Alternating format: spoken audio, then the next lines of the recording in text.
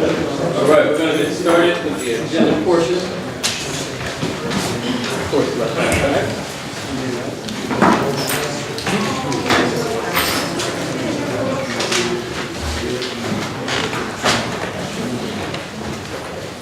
All right, we're going to have ordinances on second reading. An ordinance for the City of New Brunswick and the County of Middlesex, State of New Jersey, authorizing the City of New Brunswick to grant A-00046 acre easement to PSENG over a portion of Block 309-04, Lot 1.03 in the Township of East Brunswick, Farrington Lake property. 2, an ordinance of the City of New Brunswick and the County of Middlesex, State of New Jersey, approving an application for a long-term exemption, tax exemption, and authorizing the City of New Brunswick to enter into a financial agreement with the Standard at New Brunswick Urban Renewal LLC and granting the tax exemption. Purpose to 90 New Street, Block 129, Lot 5-01. Then we have ordinance on first reading. An ordinance to amend and supplement the revised general ordinance of the City of New Brunswick, Title II, Administration and Personnel, Chapters 2.64, Department of Police, add section Police Extra Duty for City of New Brunswick contracts. We have 2, an ordinance to amend and supplement the revised general ordinance of the City of New Brunswick, Title 10, Vehicles and Traffic, Schedule 27, no parking in certain hour school zone, reference to Delavan Street. Then we have resolution, approve 1, approve agenda amendments, 2, approve payroll, 3, authorize refunds, redeem tax sale certificates, 4, approve request for use of city property requested by the Greater New Brunswick Charter School, location, youth sports complex, upper field for field day, Saturday, May 19, 2018, time 6:30 a.m. to 2:30 p.m. 5, approve request for use of city property requested by Jason Jimenez, location Bugler Park and Pavilion for first birthday celebration. Date, Saturday, May 19, 2018, time 2 p.m. to 6 p.m. 6, approve request for street closing requested by Our Lady of Mount Carmel Roman Catholic Church, location Moore Street to George Street to New Street to Livingston Avenue to return to Moore Street to church entrance for the celebration of the Feast of Corpus Christi. Date, Sunday, June 3rd, 2018. Time 12:45 p.m. to 1:30 p.m. Police extra duty. 7. Approve congratulatory resolution for Kevin J. Hoagland, Middlesex County Sheriff.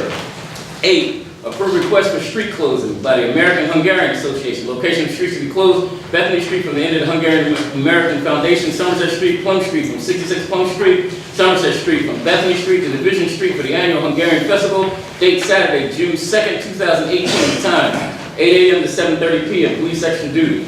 9. Approve request for use of city property requested by New Brunswick High School Board of Education for Memorial Stadium for the annual Jonathan Casillas Forward Progress Camp. Date, Saturday, June 9, 2018, 7 a.m. to 5:30 p.m. 10. Approve amendment of resolution.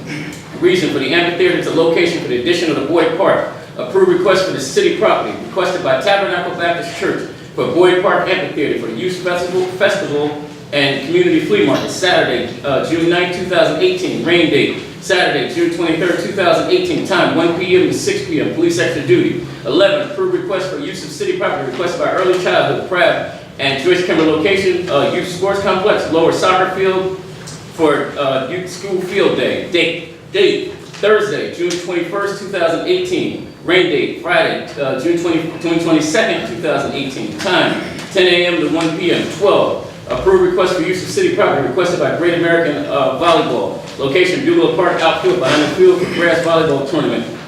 Dates, from June 14th to August 26th. Time, 6 a.m. to 1 hour after sunset. Saturday, September 22nd and Sunday, September 23rd. Saturday in October 6th and Sunday, October 7th, 6 a.m. to dusk. 13. Approve request for street closure. Request by Rutgers Department of Major Events.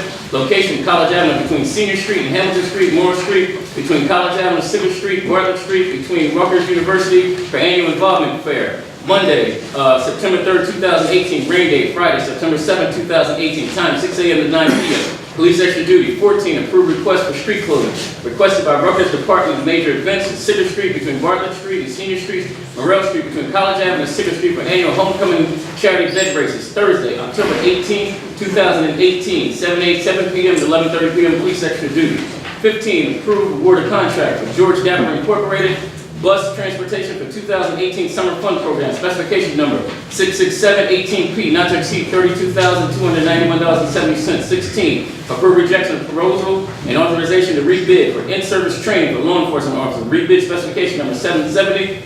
18, RFP. 17, authorized purchase by police department under New Jersey State Approved Co-op 65 MCES CCPS. The Educational Services Commission of New Jersey pricing system with Cablevision Lightpath, doing business as Cablevision Lightpath LLC, business for internet services for the police department. Term 36 months commencing May 1st, 2018 and ending April 30th, 2021. Not to exceed $68,412 non-pro tunc. 18, approval awarded contract with Garden State Laboratories Incorporated for laboratory analysis for the water utility. Term 12-month period commencing May 21st, 2018 and ending May 20th, 2019. Specification number 66918 RFP, not to exceed $20,000, fair and open.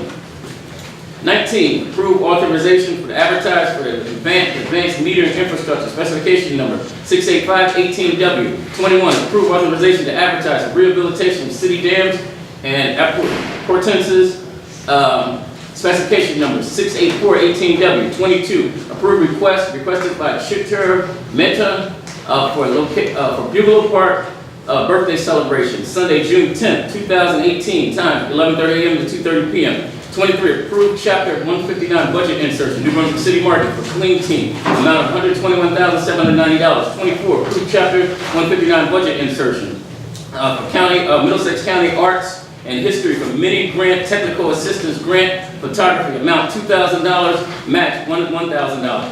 25, approved chapter budget insertion for Middlesex County Office of the Arts and History for history grant, newspaper digitization, amount $2,600, match $1,300. 26, approved chapter 159 budget insertion, State of New Jersey for the Office of Attorney General, Department of Law and Public Safety for 2018 Safe and Secure Community Program, amount of $60,000. 27, approved chapter budget insertion for Middlesex County Department of Business Development, Office of Arts and History for Arts Grant and Holy Festival, amount $1,000. 28, approved chapter budget insertion for U.S. Department of Justice for Edward Byrne Memorial Justice Assistance Grant, fiscal year 2017, amount $39,921. 29, establishment of a dedication by rider for registration fees collected under the ordinance of regulated care, maintenance, security, upkeep for certain residential properties. 30, approved authorization to advertise for George Cumber Avenue roadway improvement, specification number 922-18. 31, authorized execution of agreements, utility concept, development agreement, and utility facility modification with the County of Middlesex traffic signal intersection of Eastern Avenue, French Street, Albany Street, proposed Spring Street connection. 32, approve amendment of resolution R-051826. Reason to add new dates. Approve relaxation of city noise ordinance and lane closure requested by J. Support and Son Trucking Rigging Company. Reason to place a crane on French Street to set machine parts for Robert Wood Johnson Barnabas Hospital. Date, Saturday, May 19, 2018. Alternate Saturday, May 26, 2018. Time, 7 a.m. to 5 p.m. 33, approved request of city property requested by Deliverance Prayer Revival Tabernacle. Location, Future Park, tent church service. Date, Saturday, June 2nd, 2018 through Friday, June 8, 2018. Time, 6 p.m. to 9 p.m. 34, authorized tax collection and transfer overpayments on several tax and utility accounts. 35, approved chapter and fit 159 budget insertion for New Jersey Division of Highway Safety, distracted driver crackdown, amount $6,600. 36, authorized purchase by police department under Cranford Police Cooperative Pricing System, identifier 49 CPCS from Hertig Fleet Services Incorporated for 2018 Dodge Durango, not to exceed $27,754. 27, approve award of contract and rejection of 2 bids for SMAC and SMAC Incorporated for masonry repairs and roof replacement to City Hall, specification number 90316. 38, approve amendment, pay outstanding invoices in the amount of Clifton Elevator Service Company Incorporated for elevator maintenance and repairs, not to exceed $30,415. Approval of this change order will constitute an increase of 20% or more of the original contract. 39, approved resolution to authorize refund of escrow to Bilal Border, amount $811.25. And 40, Authorize refunds due to duplicate payment in the amount of $1,242.17 made by Prestige New Jersey Title Incorporated against Block 746-032-16 Stockton Road against 2018 taxes. We have items for discussion by council and public discussion, so on and so forth. All right. This meeting will come to order. Clerk, please do it down and call the roll. Council Vice President Anderson. Here. Councilmember Egan. Here. Councilmember Escobar. Here. Councilmember Socorro Ludwig. Here. Council President Fleming. Here. Please be advised that the notice requirements of the Public Meeting Act have been complied with and satisfied in the annual notice which gave sufficient notice of the time and place and conduct of all public meetings of the Municipal Council of the City of New Brunswick has been filed with the City Clerk and has been placed in the appropriate bulletin board in the lobby of City Hall, New Brunswick, New Jersey, and has been transmitted to the official newspaper of the City of New Brunswick, namely the Home News. Can we please stand for the Pledge of Allegiance? I pledge allegiance to the flag of the United States of America and to the republic for which it stands, one nation, under God, indivisible, with liberty and justice for all. Will please stand, please remain standing for a moment of silence for those that lost their lives in senseless violence in this country and all around the world. Thank you. All right. We have minutes. Entertain a motion. Motion to approve the minutes? Second. Council Vice President Anderson. Yes. Councilmember Egan. Yes. Councilmember Escobar. Yes. Councilmember Socorro Ludwig. Yes. Council President Fleming. Yes. Okay, do we have correspondence? Yes. A letter from George G. Gussis in regards to the long-term tax abatement for 90 New Street. A letter from Adalgisa Aquino, owner of 301 Commercial Ave, in regards to the request to release a site performance bond. A letter from Charles Cradaville in regards to the proposal to protect our schools from the negative fiscal impact of long-term tax exemptions. The correspondence will be forwarded to the appropriate departments for further action. Thank you. You're welcome. Thank you. Okay, now we'll go to, we have nothing on public hearing, and we go to ordinances on second reading. Number one, ordinance for the City of New Brunswick and the County of Middlesex, State of New Jersey, authorizing the City of New Brunswick to grant 0.046 acre easement to PSNG over a portion of Block 309-04, lot number 1.03 in the Township of East Brunswick, Farrington Lake property. Would anybody from the public like to speak on this? Seeing none? Move the ordinance? Second. Council Vice President Anderson. Yes. Councilmember Egan. Yes. Councilmember Escobar. Yes. Councilmember Socorro Ludwig. Yes. Council President Fleming. Yes. Next, number two, we have an ordinance for the City of New Brunswick and the County of Middlesex, State of New Jersey, approving the application for a long-term tax exemption and authorizing the City of New Brunswick to enter into a financial agreement with the Standard at the New Brunswick Urban Renewal LLC and granting the tax exemption. Reference 90 New Street. Would anybody from the public like to speak on this one? Please be advised that you have 5 minutes. Please give your name and address for the record.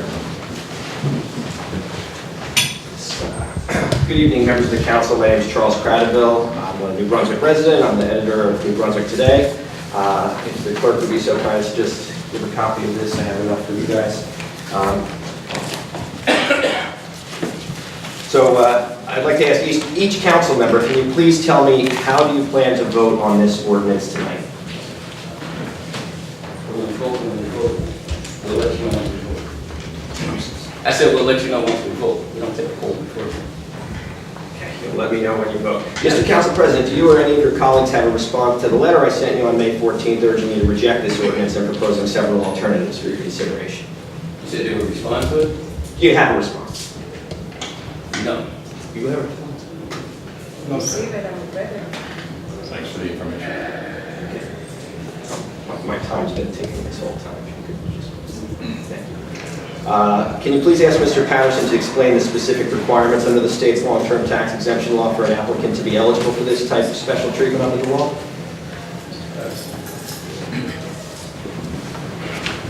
There's a state statute that provides for projects that will revitalize, redevelop communities that they are able to have an incentive to encourage them to undertake this redevelopment to improve the towns, to allow them to have a reduced level of taxation that they would pay. It does not eliminate the taxes that they would pay, but there's a payment in lieu of taxes that they will make. The statute provides several different formulas that provide for what that payment will be. Some are based on construction costs, some are based on the revenue for the project. The one we're talking about tonight is based on the revenue of the project. And an agreement is reached between the developer and the city that provides what those payments will be over a period of time. For the record, has anyone verified that the limited liability company applying for this lucrative discount actually exists? If so, what state is it registered in?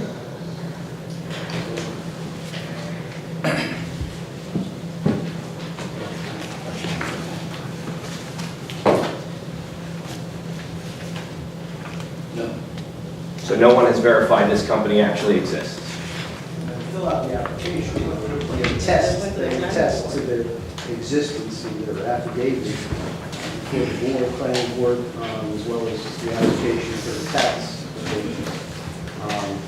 I certainly didn't do any research into their state of formation. For the record, the applicant lists an address in Georgia. Has this out-of-state limited liability company, if it exists, have they sent a representative to this meeting?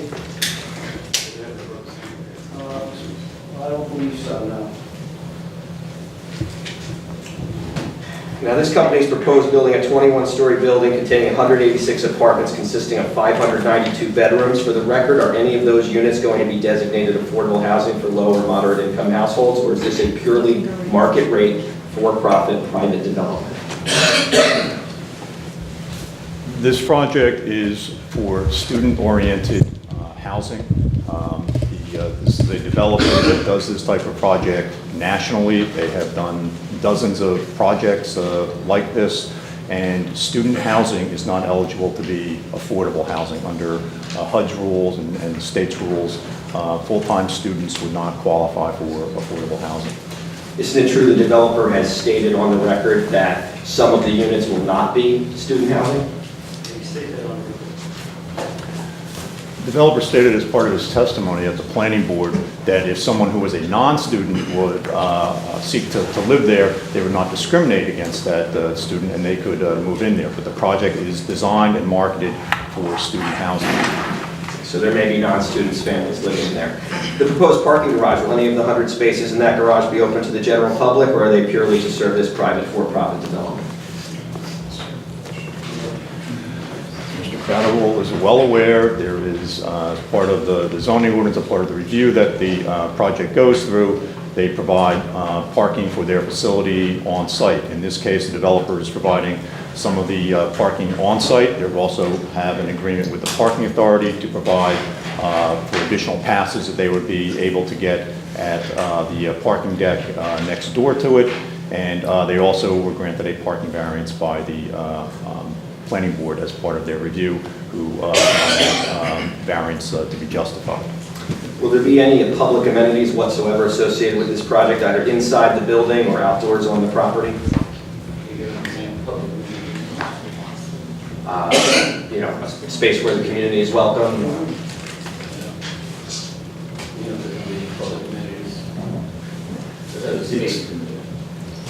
There will be some retail or office space on the ground floor, which I'm sure if they put a store or a restaurant in there, I'm sure they'll welcome the public to come in. It's a residential building. Normally, a project like that does not provide for public spaces. Soon we'll have a lobby where the public can walk in, and if they're going to visit someone who's in the project, they would be able to go in there. But just as you know, my house or Mr. Crowderville's house, you know, the public just doesn't wander in and take advantage of either of our kitchens. For the record, how many permanent jobs are estimated that will be created as a result of this proposed development? The application estimated 572 construction jobs and 13 permanent jobs. 13 permanent jobs, thank you. Does the company applying for this massive 30-year tax exemption even own the land that they want to build this skyscraper on? I don't know whether they have closed on the purchase of the property or not, but they were the contract purchasers. They went through the process during the planning board review where they certified that, and they had every right to get their approvals to build it and make the application for the abatement. I'll note the application includes $8.2 million estimated cost for the purchase of the land. Isn't it true that they'll be able to deduct that cost from their net profit, which would allow them to keep millions more in revenue?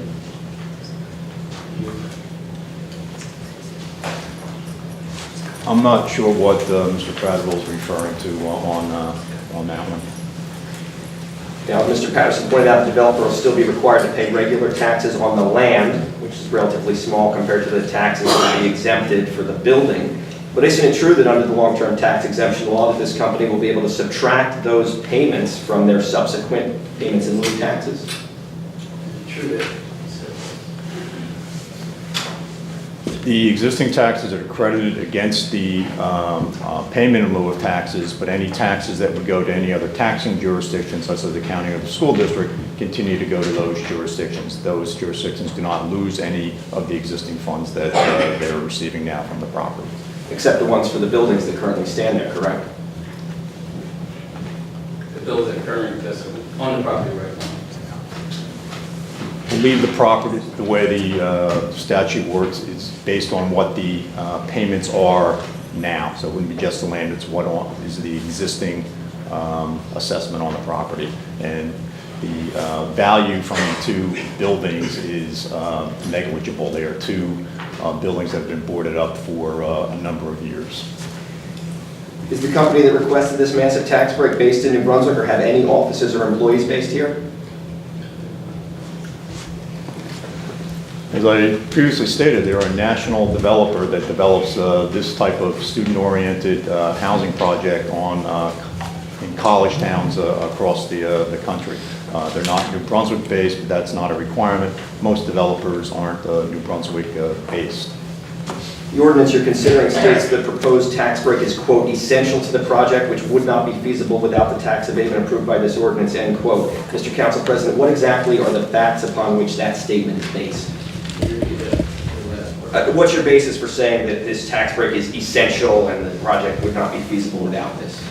Personally, my belief is, we've done tax abatements before, and we've had people stand against tax abatements, and I've seen where they have worked. And right now, what's on that property right now, I know, because I know a lot of people have not been over to that property, and I believe that those buildings have been sitting vacant for at least a half a decade, at least 5 years. It's decrepit right now, and it's just become an eyesore. And I believe that if we go in an alternate direction, then it's going to stay just the way it is right now. There was also a tax abatement on the property before from another person. I mean, that was already approved at a lesser cost that no one was here to complain about then, but all of a sudden now everybody's here. Well, for the record, my question was not answered. Since the developer's not here, what is your basis for claiming that this tax break is essential and that the project won't happen without it? How do you know that? I'm just basing it on my opinion. If you have your opinion, I'm basing it on my opinion. Okay, so there are no facts to back it up.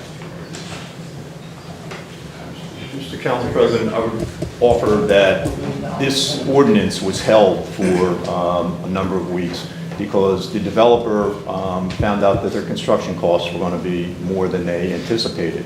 And if those costs were at the level that they were initially getting in, they were not going to proceed with this project. I think that's some very solid evidence that the numbers on this project are are what they are, and if they're more than this, they're not going to go forward with the project, and that's the test. This is, we think, something that's going to be beneficial for the city, and I think we have some evidence here that this will not go forward unless we go forward with this. Additionally, as Councilman Egan was saying, there have been previous development projects approved for this, and they haven't been able to go forward. I think that shows the difficulty of developing the site, and this is an incentive to get this blighted piece of property developed. So the developer wants to proceed despite the increases that led to the original ordinance being tabled, is that fair to say? Is it going to go forward despite it?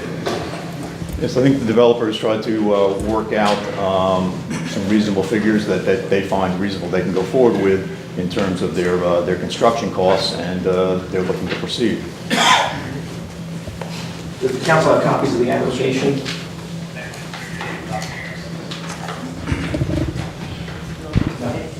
Nobody here, but we not.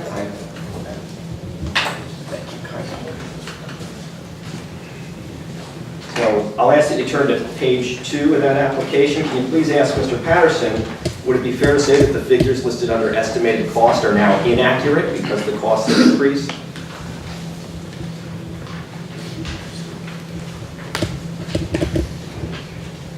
Okay, can you repeat that? Are those estimated cost figures now inaccurate since the costs have allegedly increased? Yes. So the application contains inaccurate information. Also on page 2, draw your Hold on, attention. that's not true. Mr. Patterson, did you look at the paper? Yeah. The costs are $104 million, $106 million, that's the cost, right? That's what they put on here when they originally submitted the application. If anything, those costs have maybe gone up a little bit. I don't know the final numbers that they came in with after they, tried to work out a better deal on their construction numbers.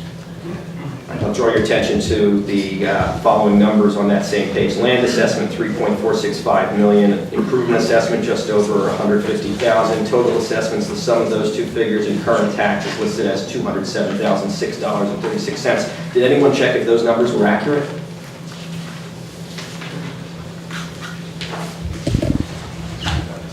To the best of my knowledge, is accurate. I'd like to present these to the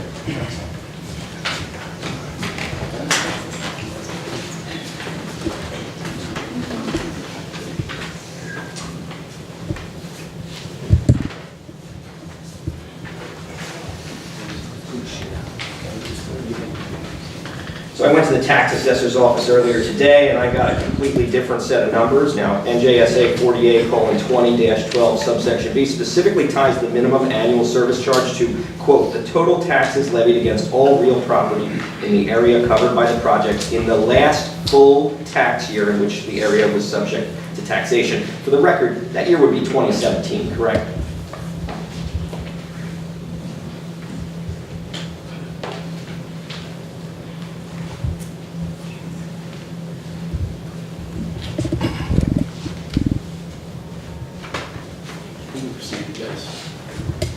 It could either be 2017, possibly be 2018, depending on when they move forward with the start of the project.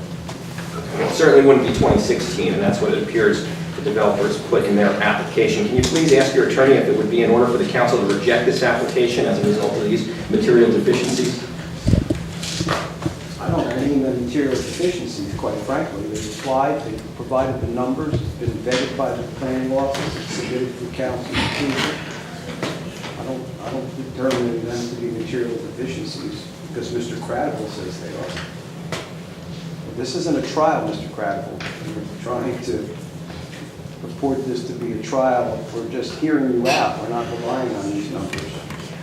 Financial agreement is based upon these figures, and I'll just And the financial agreement is memorialized if the ordinance is adopted with respect to permitting. And that's So- the document that will ultimately control what the city derives by way of the pilot payment. But statutorily, the application is required, and if it has falsehoods in it, it probably shouldn't be approved. Now, if the You're proposed saying building that provides falsehoods. no affordable housing, no public parking, no public amenities, and if the company proposing the project has not sent a representative to this meeting to answer questions from the public or council, if the company does not even own the property on which they want to build this building, has not made a convincing case that this exemption is essential for the project to be constructed, and if this company does not have any offices or employees based here in New Brunswick, and the very application that they've submitted to you for this multi-million-dollar tax break contains several errors, why are you, the elected members of the city council, still prepared to approve this application tonight? I'd like to hear from each member of the council on this. Could you let somebody else, please? I'd like you to answer my question. We just wrapped up. Your 5 minutes is up. So none of the council members are willing to answer why you're going to Just approve it say in light of all 5 of minutes this. is up, and please say, thank you. That's over. Name and address for the record, please. I'm Angela, and I live at Comstock Street. So I'm standing here today to address the city council people. You all were elected to serve the public but this building, this luxury building isn't even, it's not even going to be targeted to the majority of the New Brunswick population, the community, but actually to a transient community that typically leaves after 4 or so years. How so? Because this is designated for the Rutgers student community. Okay. So I'm sitting here today because we've been bringing up this issue for weeks now, and this ordinance has been tabled, and the majority of the people who have come up here have expressed that they do not want this tax abatement to happen. You say that you are here to serve the public, yet the majority are saying no to not pass this tax abatement. You said the majority of. The majority of the people who have spoken up The here. majority of the people here, but we're dealing with the entire New Brunswick community. Of And I believe course. that, didn't you run, you just ran, right? For I school board? did. I did run for And school this board. was a part of your platform? Yeah, and And, you know, elections have their consequences. And did you prevail in that election? I did not, but I wasn't here for power again. No, I but I'm was saying, but you fighting. just said that the majority of the people have spoken up How does against this this have to do with ordinance. the tax abatements? No, How does I'm- my election have to do with the tax because you tied it in, you just said that the majority of the people. The majority of the people- Excuse me, see, you're out of order, see, this is exactly how The you just. majority of the people who spoke at the past city council meetings. There was 5. And Okay. your silence indicates complacency. We have not yet heard any opinions of y'all about this tax abatement. This tax abatement is going to hurt the school population, the school community. Children are the future of the city. Children are the future of New Brunswick.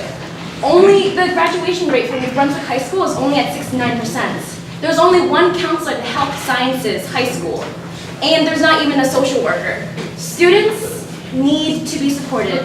I'm sorry, but my sons go to the Brunswick Public Schools. Okay. We've had a forum on school safety. We've had a forum on school shootings and safety of the kids in New Brunswick. I haven't seen any of you there. So my sons, excuse me, I let you talk. But I didn't see anybody in this room there. If they really cared about the people that went to the New Brunswick schools, they would have saw themselves there. We also just had a march 2 weeks ago against child abuse for the people in New Brunswick. But I haven't seen anybody show up at those things. There's been hundreds of Excuse marches. me, you're out of order. You want to talk, you can get up and get in line, talk. But I'm talking right now. You're not. No, excuse me, see, you're out of order right now. You're out of order right now. Plain and simple. You're out of order. So are you. We're going back and forth, excuse me. We're going back and forth, you're out of order. Now, if you want to get up and talk, you can get up and talk. Plain and simple. Yes, Continue. talking and discussion and marching is important, but action is more important above all, legislative action. And this, factually, this tax abatement will take away about $30 million from the schools. How much do we spend per pupil in New Brunswick? What? Do you know how much we spend per pupil? Around 20,000? Around 24,000. It was About that, we're the estimated. highest in the county. We spend more per pupil in the county. Do you know how that money's allocated? This is about the tax abatement. That's exactly what I'm asking you. Okay. It's asking you, we're having a dialogue. Do you know how that money is allocated? Why did we spend $24,000? The money spent on the... We are here today to discuss what is best for the public. And We're here to yes, discuss that we are also. here to discuss what is best for the public. And the schools need our support. This tax abatement, if you say yes to pass this tax abatement, you are saying that you are not supporting the public schools in New Brunswick. That's not true. That is not true. First of all, the way we're looking at it right now, the way that schools will be funded right now is not the way schools will be funded 5 years from now. Because we're saying that we're stealing from the kids in public schools, that's not true. Because right now in public schools, it's not the old days where we have to spend money on textbooks and chalk and pens anymore. Because That's, you're- excuse me, that's because, go ahead, I'll let you go, go ahead. Because we are an SDA district? No, it's because we don't use those things anymore. You don't have to buy textbooks every 5 years anymore. They have electronic, everything is going on electronic. Also, because everything is going electronic. This week, a lot of school districts wasted a lot of time, $8 million, a lot of time using the parks exams. Those are going by the wayside in the next 2 years. Then And why then is also- there such a lack of Excuse- counseling then? Excuse me? Why is there such a lack of resources and counseling It's how you support. allocate the funding, and what they're doing to So- allocate the funding is gonna be different 5 years from now, especially when the new governor is going to be, the funding for schools is gonna go up, and we shouldn't have to rely, the heavy reliance isn't going to be on property taxes. Well, that money That's why you is create still, inequality that in money the is school still going to districts. be coming from New Jersey residents, from tax income. That money is still coming from New Jersey residents. But anything that the school board needs, anything that the Board of Education needs, they get that money, so they're not losing any money. When they budget their money, they get the budget, we give them the money. Well, this money could be going to the schools, and there could be more counseling, there could be more resources to the schools. Do you disagree with that? Do you disagree that there shouldn't be more mental health resources for these students? I believe it should be, I believe that it's the way that we allocate. We have to allocate, I tell you, we have it's about $24,000.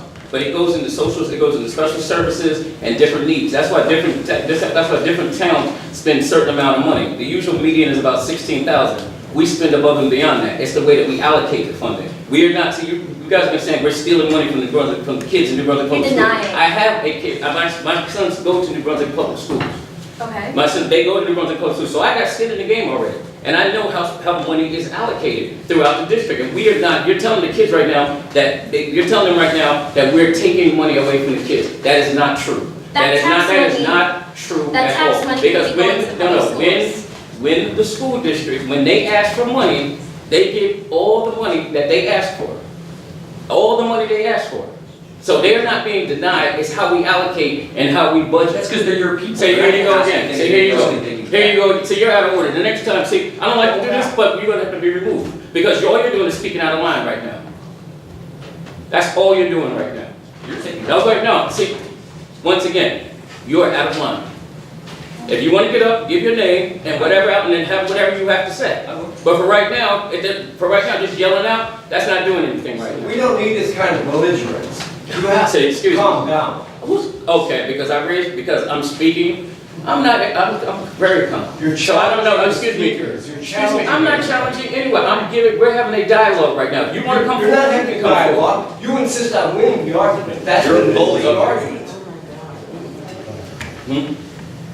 Go Like ahead. I said, your silence indicates complacency. Before you vote, I sincerely ask every one of you. You didn't answer Charlie's question, but where does your support currently lie for this vote? My answer is the same. Anybody else? Do you support the tax abatement? No, I said my answer is the same, we'll let you know once we vote. This isn't a power game, this is for the children of New Brunswick, and that's why I ran for New Brunswick Board of Education in the first place. Thank you. No response, no comments. This is $30 million that could be going to the New Brunswick school system. If you run the Board of Education asked for more money, they would get it. Shouldn't the City Council and Board of Education be working hand in hand? We do. Then you should clearly know that there are needs in the school community that are currently not being provided. Like I said, counseling. There's only one counselor at the Health Sciences High School.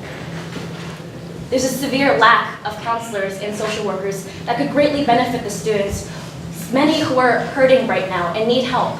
And if they are suffering with depression or anxiety, how are they able to focus and how are they able to graduate and be happy and contributing members of this community?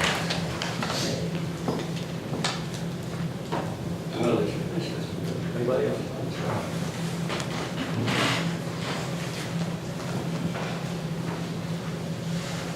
So you believe that currently the resources provided for the students in New Brunswick are adequate? I think I already answered it. I'm asking the other city council members. No, I think the Board of Education takes care of that. But this is still your city. Absolutely. And the kids are still New Brunswick residents. If the board needs something, they will budget it. So, no comment. Yeah, they'll make us pay for it. So no comment. Okay. Thank you.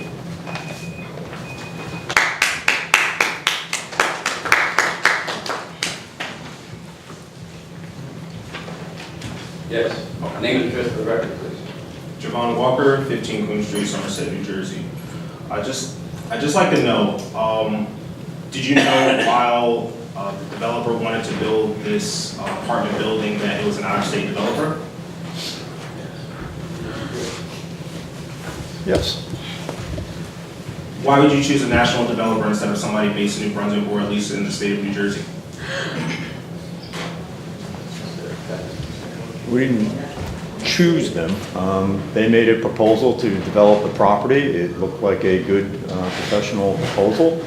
Developing student housing is something we need more of here in the city, and they look like an organization that can carry out the project. Were you not able to find a developer within the state that could propose the same kind of building, but within the state instead of out of state? I'm not sure what the point is about being an in-state or out-of-state developer. Because someone lives in a different state doesn't mean they can't develop in this state or any place else in this country. This is a developer that has done this kind of project on campuses all across the country. They have built projects like this in Ann Arbor. They've built projects like this in State College. There are a number of national developers like this. None of them are based in New Brunswick. None of them are based in New Jersey. There's another developer doing a similar type project. They're based out of St. Louis. They are national companies, and they do this around the country. They particularly do it where there are large, major research universities like Ohio State, Michigan, Maryland, Rutgers, and so forth. This is what a lot of college housing is being developed as, and what is happening now in New Brunswick with this is not particularly unique. This is part of a national trend. This out-of-state developer, did they open an LLC in the state of Delaware? Yes, it's authorized to operate in the state of New Jersey. Did this out-of-state developer open an LLC in the state of Delaware? I just said yes. He said New Jersey. No, he said yes, and they are Authorized. authorized to operate. Authorized in New Jersey.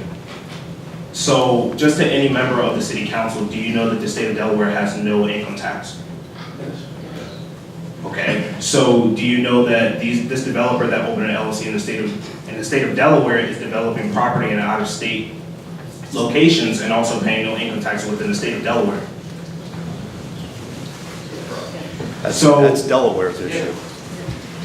Right, this is the state constitution of Delaware. So you're developing apartment buildings within the city of New Brunswick, and as expected, is going to cut tax funding that will go towards the public schools of the city of New Brunswick. And not only that, but you're also allowing an out-of-state developer to open up an LLC in the state of Delaware, which pays no income taxes. So not only is the state of Delaware not receiving the proper Board of Education funding that they need, but you're also doing it within New Brunswick. So somehow, instead of you allowing it to happen within the state of New Jersey, where kids are going to be further developed by this tax funding from projects like this, you're allowing it to happen within Delaware, and you're allowing it from out-of-state developers that don't even want to pursue projects like this within the state of New Jersey, and now you're further cutting funding from the kids in New Brunswick. We're not cutting from the kids in New Brunswick. We just have a difference of opinion on that. So, And when it goes on in Delaware, to me, it goes on in Delaware. Just like I'm sure whatever goes on in Somerset, you care about that. So. I also care about the fact that a company is an out-of-state developer in Georgia and opens up an LLC in Delaware and decides to do projects in New Jersey. Now, it seems, I don't know why you would choose to use a developer even though they have a national identity around the country. Why don't you choose a city developer or a state developer? They want to fund. As I just said, the companies that do this type of project there are a number of them around the country that do this. None of them are based here in New Brunswick. They're not based in New Jersey. We have done projects that are for student housing, such as the yard project that DEFCO did in conjunction with Rutgers. But doing just private development like this, there's private sector developers that do this. There's nothing wrong with that. That's what they are responding to, a demand in the market, and there's absolutely nothing wrong with them coming into New Brunswick and investing money here. You want people to invest money in your town. They're not paying taxes or any investment. Excuse me, can you please, if you're going to say something in the microphone, please just step forward. Is there any affordable housing in this apartment complex? Answered this question earlier, that this is a project that is designed for students. It's designed that way, it's marketed that way, and under HUD regulations and under state affordable housing regulations, full-time students are generally not eligible for affordable housing. Would you be able to tell me the average rent or the revenue projections by this company? I don't have them off the top of my head. They're in their application, which Mr. Cradwell, I know, was passing around before. The rents, I believe, are roughly around $1,000 a bed or so. And how many beds can these apartments go up to? So that should be, at max, it should be 5,000 per apartment, correct? I think it might be slightly higher than that, but it's, it's roughly around $1,000 a bed. So would the city council project that the average student can be able to afford an apartment like this, even if they have a bunch of people living together?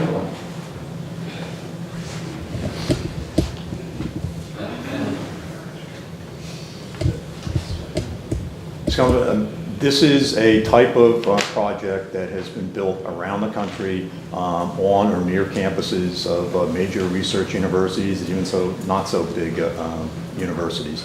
There's demand for this type of housing. I just said this company has done a couple of projects like this in State College. There are a number of other projects like this in State College. Ann Arbor has a number of projects like this. College Park has a number of projects like this. There's a demand for this type of housing. It's not for every college student, but there are some college students who themselves or their parents want to pay for this type of housing and have this level of amenities and so forth. And if the people that can afford to move into this type of off-campus housing are not competing against other people who may not want to move into this type of housing, that's less competition out there for the other housing that's in the area for off-campus student housing. So I believe that the purpose of the developer to create a project like this is to maximize profit as much as possible, or at least their revenues. And my belief is also from affordable housing that if you rent out to Section 8 or low-income housing, they're guaranteed rents every month. So with this said, why would the city council allow a developer to market and advertise high luxury apartments to college students instead of affordable housing when they know that their rent is going to be paid by the federal government at the end of each month?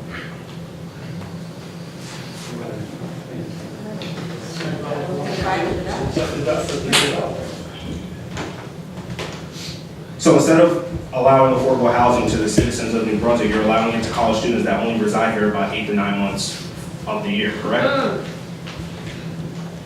So you said instead of permanent, No, I'm just saying, do you know of any developer that applied that would say no, that it was going to provide affordable housing? Because that has been empty, the lot has been vacant for many years, so obviously the demand is not there. This is just a project that, according to what Mr. Patterson is saying, is a demand for student housing. So we're not denying anybody anything. This is just a person like any other body that applied.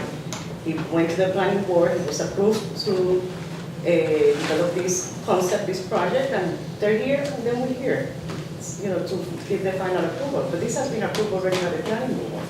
So I'm a little confused as to why you're saying that we are not allowing a affordable housing developer to come in, but we haven't seen it. Nobody has applied for it. I understand what you're saying. Me personally, I've lived in New Brunswick for 7 years. Unfortunately, I moved outside of the city, but I see that a luxury apartment building is being erected instead of something that can be towards affordable housing, and knowing that it's rentals rather than condominiums where people will own the places within the building.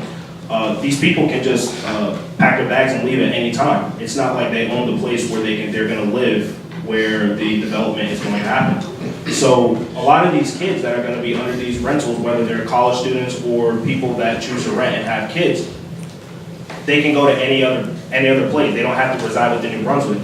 If there was a tax abatement that were for the condominiums owned by the people who would be living inside the development, I could see how this might work out. But when you're talking about rentals where the developer is just continuing to rake money in from revenue and maybe not even pay taxes within the state of New Jersey or whatever's gonna happen, I find it kind of ludicrous as to how you can even entertain an offer.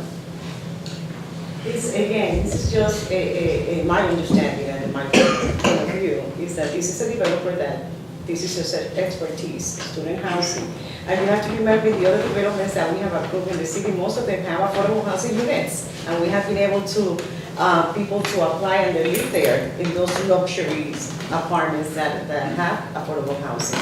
And it usually happens, we try to, and we usually incorporate affordable units in those developments. This specifically is for students, so that's the difference. And again, I have not seen, or maybe to the best of my knowledge, we haven't seen or we didn't receive any, Mr. Patterson, I might, misunderstood, but have we received any other developer who is willing to develop affordable housing units in that specific location?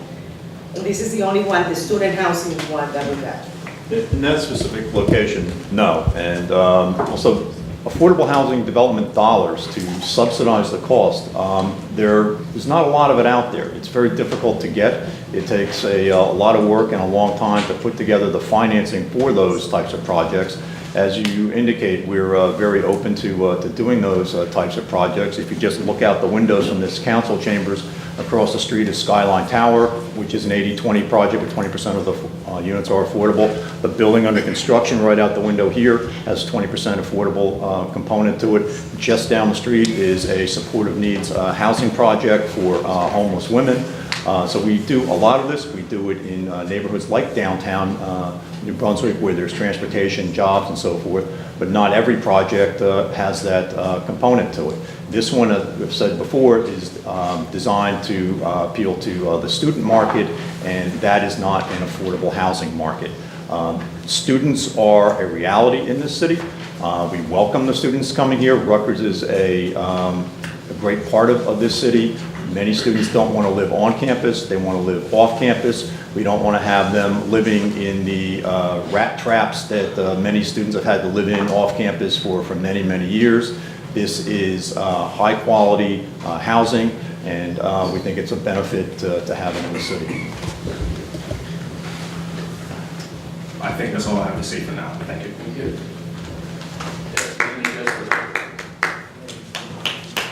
My name is Ishan Call, by Seminary Place. So I'm a Rutgers student, and I didn't really connect that much to my home. But after 3 years here, I'm committing another 4. I really feel like New Brunswick is my home. I want to thank the New Brunswick community for accepting me. I wanted to start with that. I have a question to start off with. And so this says that it's directed to off-campus student housing market to address the growing need for housing generated by the continuing interest in enrollment at Rutgers University. So has anyone actually asked Rutgers if that is true and enrollment is increasing and like there is a demand and a need for that?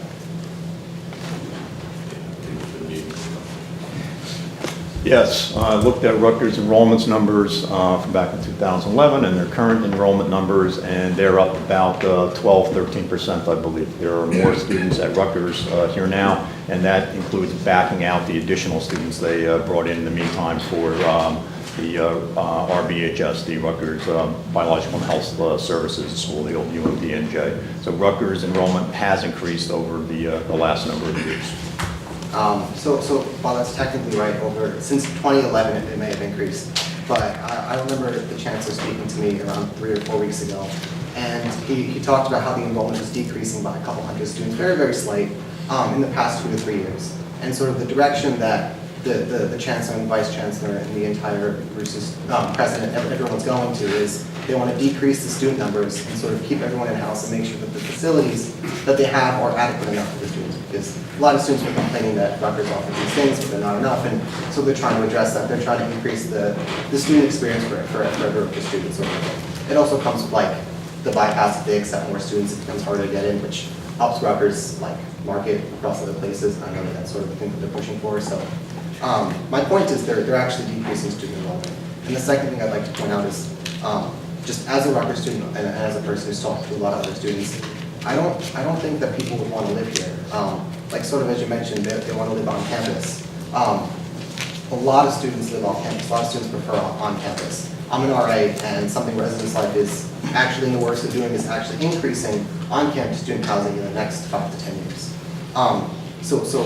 Another reason is in New Brunswick, the buses just aren't as good. So while some students do live in New Brunswick, a vast majority of them do not. A vast majority of them do not actually want to. Partially because of the buses, partially because on campus is just simply closer, sort of a thing. If you're in New Brunswick, you really can't access Bush or Livingston without a really troubled trek. And now you're really looking for the students who, one, are open to living in New Brunswick, which do exist, and two, can afford these houses. I've talked to a lot of my friends actually, and I'm glad to get a number earlier today, which is around 1,000 a bed. Like, a lot of my friends are not able to pay that much money. There's sort of a housing unit in College Avenue. Unfortunately, the name of it is escaping my mind. I was trying to Google it and I couldn't. It was like 12 something street. And that's around 1,000 a bed, and most people aren't willing to live there because it's too expensive. And I know that you guys are saying that this is an empty lot. The thing that I'm nervous about is that an empty building where students are not going to go to is arguably worse than an empty lot. And this company, you say, did a lot of business in a lot of different places, and that might arguably be true, and you might say that they see a demand, and then I'm going to go, okay, if they see a demand, they might know better than me. Like, let them put their money where their mouth is. Then they should do it without tax abatement. If they're so confident that they're going to rake in revenue from this, let them do it. I don't think that they will. I think that if you really start to talk to a lot of other students, you're going to see that I don't think that that's right. I think you'll see that that's not right either. But if they will feel that way, let them do it, but let them do it without tax abatement. Sort of the second point I wanted to hit on with the tax abatement obviously was the part about the schools. Me personally, I'm part of the ADA tutoring program. I'm currently on Youth Empowerment Services Board, and I think, I mean, you say that your son's sort of in the schools or whatever, and I really respect them. I can tell you that those kids are amazing. They have a lot of potential. But I also know that you can tell me that the high school graduation rates, I don't understand why it's that low, especially if you're telling me we spend that much money per student. And sort of what Nancy was saying, not just on mental health, I'm sure there's a lot of things that these students can use with a lot more money. And sort of that goes my question. I mean, maybe if you were to tell me, okay, all this money that the city's going to get, we're going to devote straight to the schools because, you know, Ishan, you make a really great point, and we're going to give them money. But you're not going to do that because, of course, that's absurd. That's crazy. The city would be losing on $855,000 that that we might use. But why can we use that argument for the city, but we can't use it for the schools? That's a lot of money that the schools could use. $1 million. What is this? $1 million almost a year that the schools could theoretically use a year. I mean, that's a lot of money. How come we can't make that? How come we can't make the same argument for them? I don't know if anyone has this. I mean, if somebody else wants to address it, as I said, we have a difference of opinion, but we've said that when the Board of Education wants the money, we don't deny them the money. So the kids are not losing money. If you want to sit down and talk about the dropout rate, I'll be glad to do it, because we had this discussion years ago, it was a while ago, because they calculate from when they go to kindergarten when they start until they graduate. When you live in a district that's highly transient, that kid who may have transferred somewhere else, that's counted against in the graduation rate. Oh, I understand. I guess the question would be like, say you offer the Board of Education more money, or say that they're going to be given more tax money. Do they use that, or do they just let it go? Or what would happen in that circumstance? Well, I think one of the points to bring up here is that the tax base for the schools and the tax base for the city are the exact same thing. So if we're bringing in $1.6 million for this project and we give some of that to the school district, the city has to raise its taxes higher to make up that gap to fill our budget. So it's a kind of a lose-lose situation. We give it to them, we got to raise our taxes and so forth. So it's all the same dollars, and going through this process is a way to maximize the dollars we'll be able to bring into the city.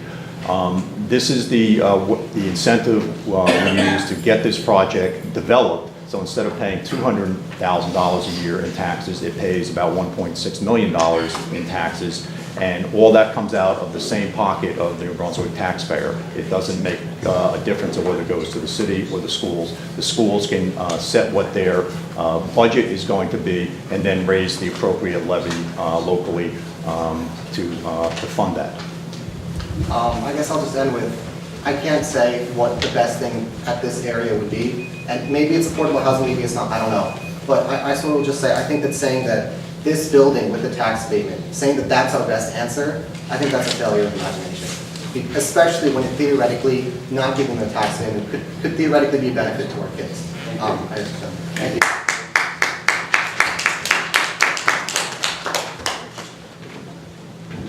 His name and address for the record, please. Ariel Pena, I'm a New Brunswick resident. I've lived in the area my whole life, and so far, from what I've heard in this hearing so far, this development is from an out-of-state developer.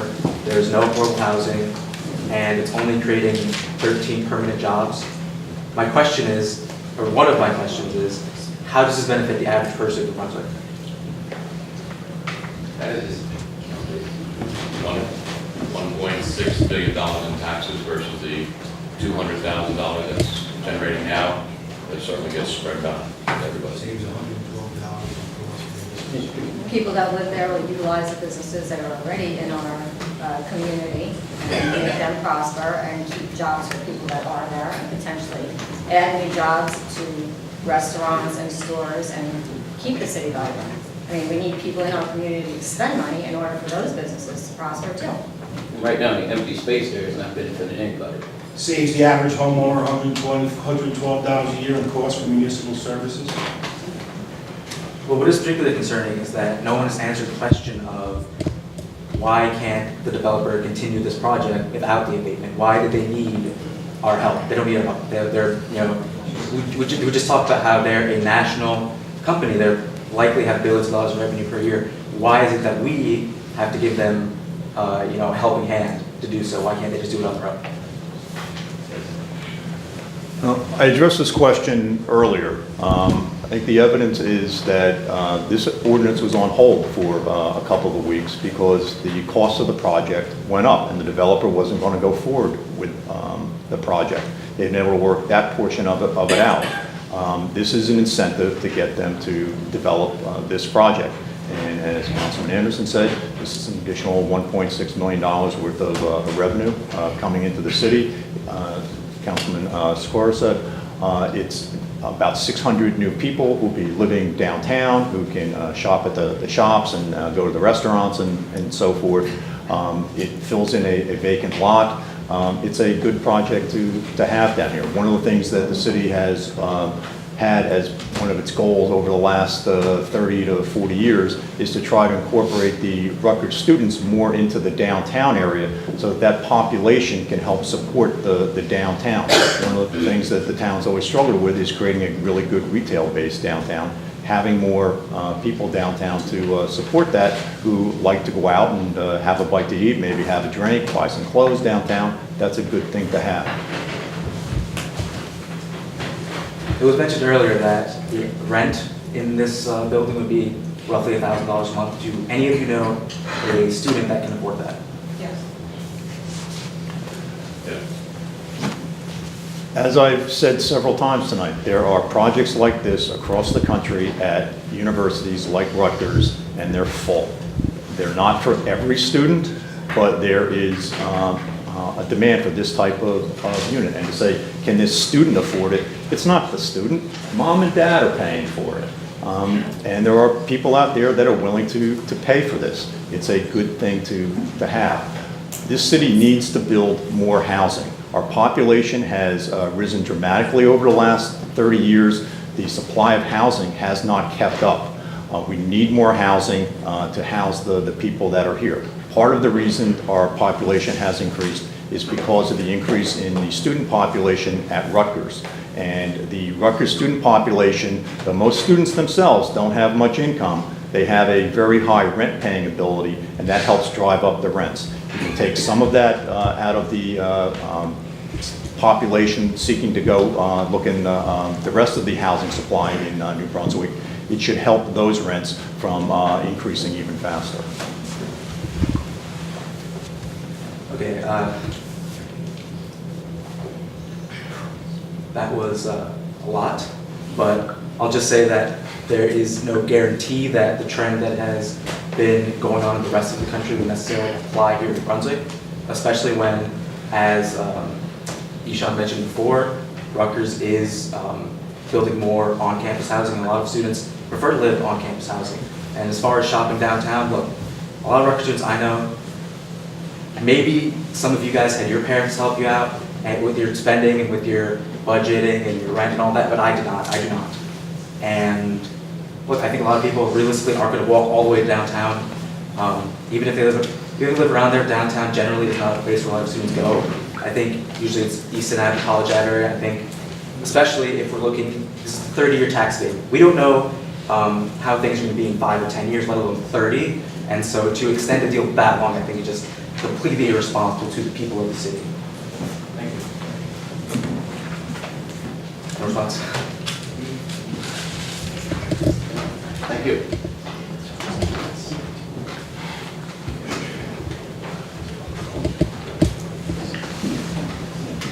Matt Smith, 123 Livingston Avenue, New Brunswick. And the gentleman here keeps referring to the housing as student housing. Is there anything in the application that designates a certain number of apartments for a certain period of time towards students? Or is it just more of a marketing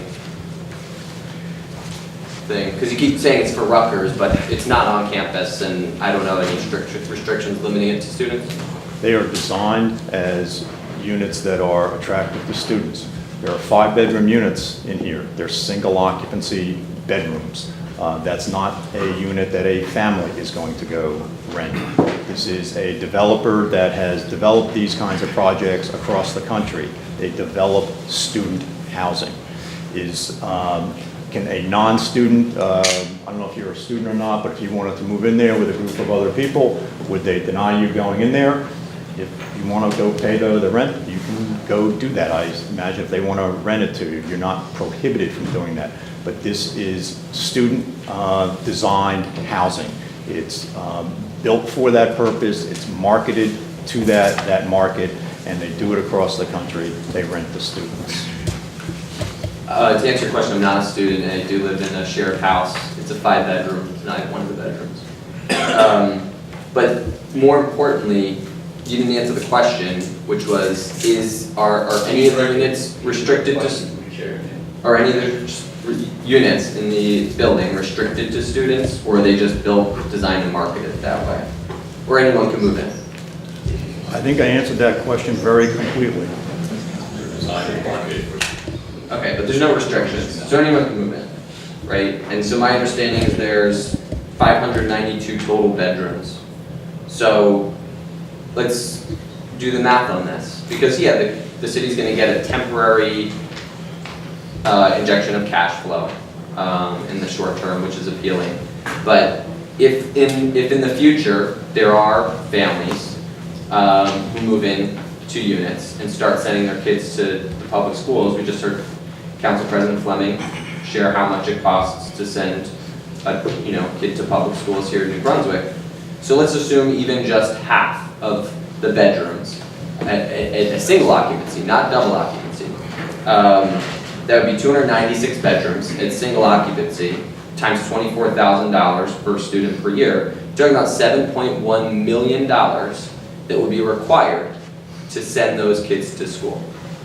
Right? And we've already heard the tax revenue that comes in from this project. It's a fraction of that amount, a small fraction. So in actuality, all we're doing, all this conversation is focused on is the revenue, but none of the costs, right? It's beyond public schools. What are the costs on the rest of the infrastructure in the city here to be building this unit? So that, anytime you're doing a project of this magnitude, there should be a cost-benefit analysis done, and all we keep hearing is the benefit, right? And we're not hearing about any of the costs associated with this project. You mentioned earlier, Council President Fleming, that the Board of Education will, it's okay because they'll just ask if they need more money. Everyone who knows anything about New Brunswick politics knows that the Board of Education is loyal to the same political machine as everyone who sits behind this bench is. So, in fact, there haven't even been elections, right? They were appointed by the same machine. So there's a culture of the New Brunswick Board of Education only asking for what they've been instructed or think they should, in fact, ask for. A much more measurable or bar that we should be looking at, that should be set, is the success of the public school system. Not what we think that these formerly appointed and now recently elected officials who are still loyal to the machine for their campaign dollars, right? Do they not get their campaign funding from the same political party that funds you all? So the point being is that we should be looking at the success of the schools as the bar, not whether the Board of Ed is willing to ask for more money. And as has been pointed out, I think that it is fair to say that there is a lot of work that needs to be done with New Brunswick Public Schools. And so the idea that we are going to give a municipal tax break to a private developer, thereby diverting revenue that would otherwise come to fund the schools, for what benefit? So that the wealthiest students that want to come to Rutgers can afford luxury housing on the backs of the taxpayers. And so the developers and the temporary infusion of short-term jobs, those are the people that benefit. You know, what about the issue of crime? We know that New Brunswick has a long history of crime. We know that a lot of the crime is a result of the tension between the more wealthier students who come into this city without any sort of knowledge about the systemic poverty that has plagued this city for a long time. And now we're putting luxury housing that's going to select the wealthiest of those students and putting it in a neighborhood that abuts against the very poorest neighborhoods in New Brunswick. What sort of analysis has the city done about the increase in expected crime rates? Every day I'm reading in the student blotter that students some are losing their lives. Many are victims of violent crime. What forethought has the city done to put this luxury high-rise housing for students right next to one of the poorest neighborhoods in the city? Your time is up, but I'm just going to disagree with the premise that you're saying. Every day you're reading about people losing their lives and stuff like that due to crime in the city. No, excuse me. crime. I don't to crime, but you said they're losing their lives. And many are losing their lives. In the city. I'm just going to disagree with that premise and to tell you that somebody who's lived there all their life, it's gotten demonstrably better than how the neighborhoods used to be at one point. We were actually just rated on the top 25 areas in the country for safety as far as the community and the Rutgers community go. Thank you. It's not a premise, it's the facts. Thank you. Two students just recently. No, you're not. Have a seat, please. Yes. Excuse me, you're out of line. God forbid we'd have open public discussion about. This is an open public discussion. No, it's not. You just silenced him. That's not open. Because he stood up. Because he has an important point to make, and you don't want to interrupt him. Can you Mr. Council President, please? Mr. Councilman, if I could respond to a couple of the comments that he made, because he put some stuff out there I think we need some responses. So he made a proposal that the project could generate multiple students coming out here. I think he had like 200 students coming out of the project. We took a look at all the other student-oriented housing projects in the city, a total of 7 of them we looked at. There's not a single public school student generated from any of those projects. And it's highly unlikely that there'll be any public school students generated from this How project. long have those developments been around? Somewhere about 5 or 6 years. 5 or 6 years. Yeah. Thank you. Name and address for the record. My name is Alvin Blair, Ward 2 on Townsend Street. A lot of points have been covered tonight, but I do want to reemphasize that 30 years, that's just arrogant. That's almost like saying perpetuity. Because who knows, 30 years if the building will even be there. In 30 years, you people are not going to be here. Maybe none of us. And I'm thinking, how could you, project something like that for 30 years? And all this money. that could be going to the city. It boggles my mind. I can't believe this is a serious proposition, a serious proposal. I mean, let's set aside whether they're low income or moderate income or any of this other stuff, but what we need in this, and I've lived in the city here for some 3 decades. I hate to tell you exactly, it's so long. It's just, I've seen all the moderate and low-income housing being raised to the ground and luxury housing being built. And I was a victim of having one of the residents that were pushed out and had to move at least 3 times. But what I don't understand is, why is it always luxury housing? You know, what's wrong with building housing for residents that live here, that are bunched up in houses, maybe 2 or 3 families in some of the neighborhoods that I'm familiar with? What's wrong with building some housing that people that live here can afford? And as for students are not going to go to these luxury apartments. There's only a select few that are, you know, have rich mommies and daddies that will, you know, be able to fund that. These buildings are not even none of the buildings going up in New Brunswick today are even green buildings. There's not an environmentally, you know, sound building going up. And I doubt that your building has any environmental green. It's not my building. Well, whoever you represent. Well, my point is, we don't need this. And why don't we have something over there that the citizens of New Brunswick, the residents of New Brunswick can use? If you have this lot and you want to use it for something, why use it for something like that? How is that going to benefit us? How is it going to benefit the residents of New Brunswick? I fail to see how this proposal can actually be taken seriously. And I wonder if there's anybody here who thinks it's a good idea to have $5,000 apartments. And who's going to rent these apartments? We've already got all this housing now built that we can't rent out. There's so many vacant rooms, so many vacant apartments in some of these luxury apartments. I just wonder who's going to go to these places and how many students can afford this. And it's not going to be students. We have a school system that I think is highly segregated. We should be putting money into the school system to attract a diverse population of students.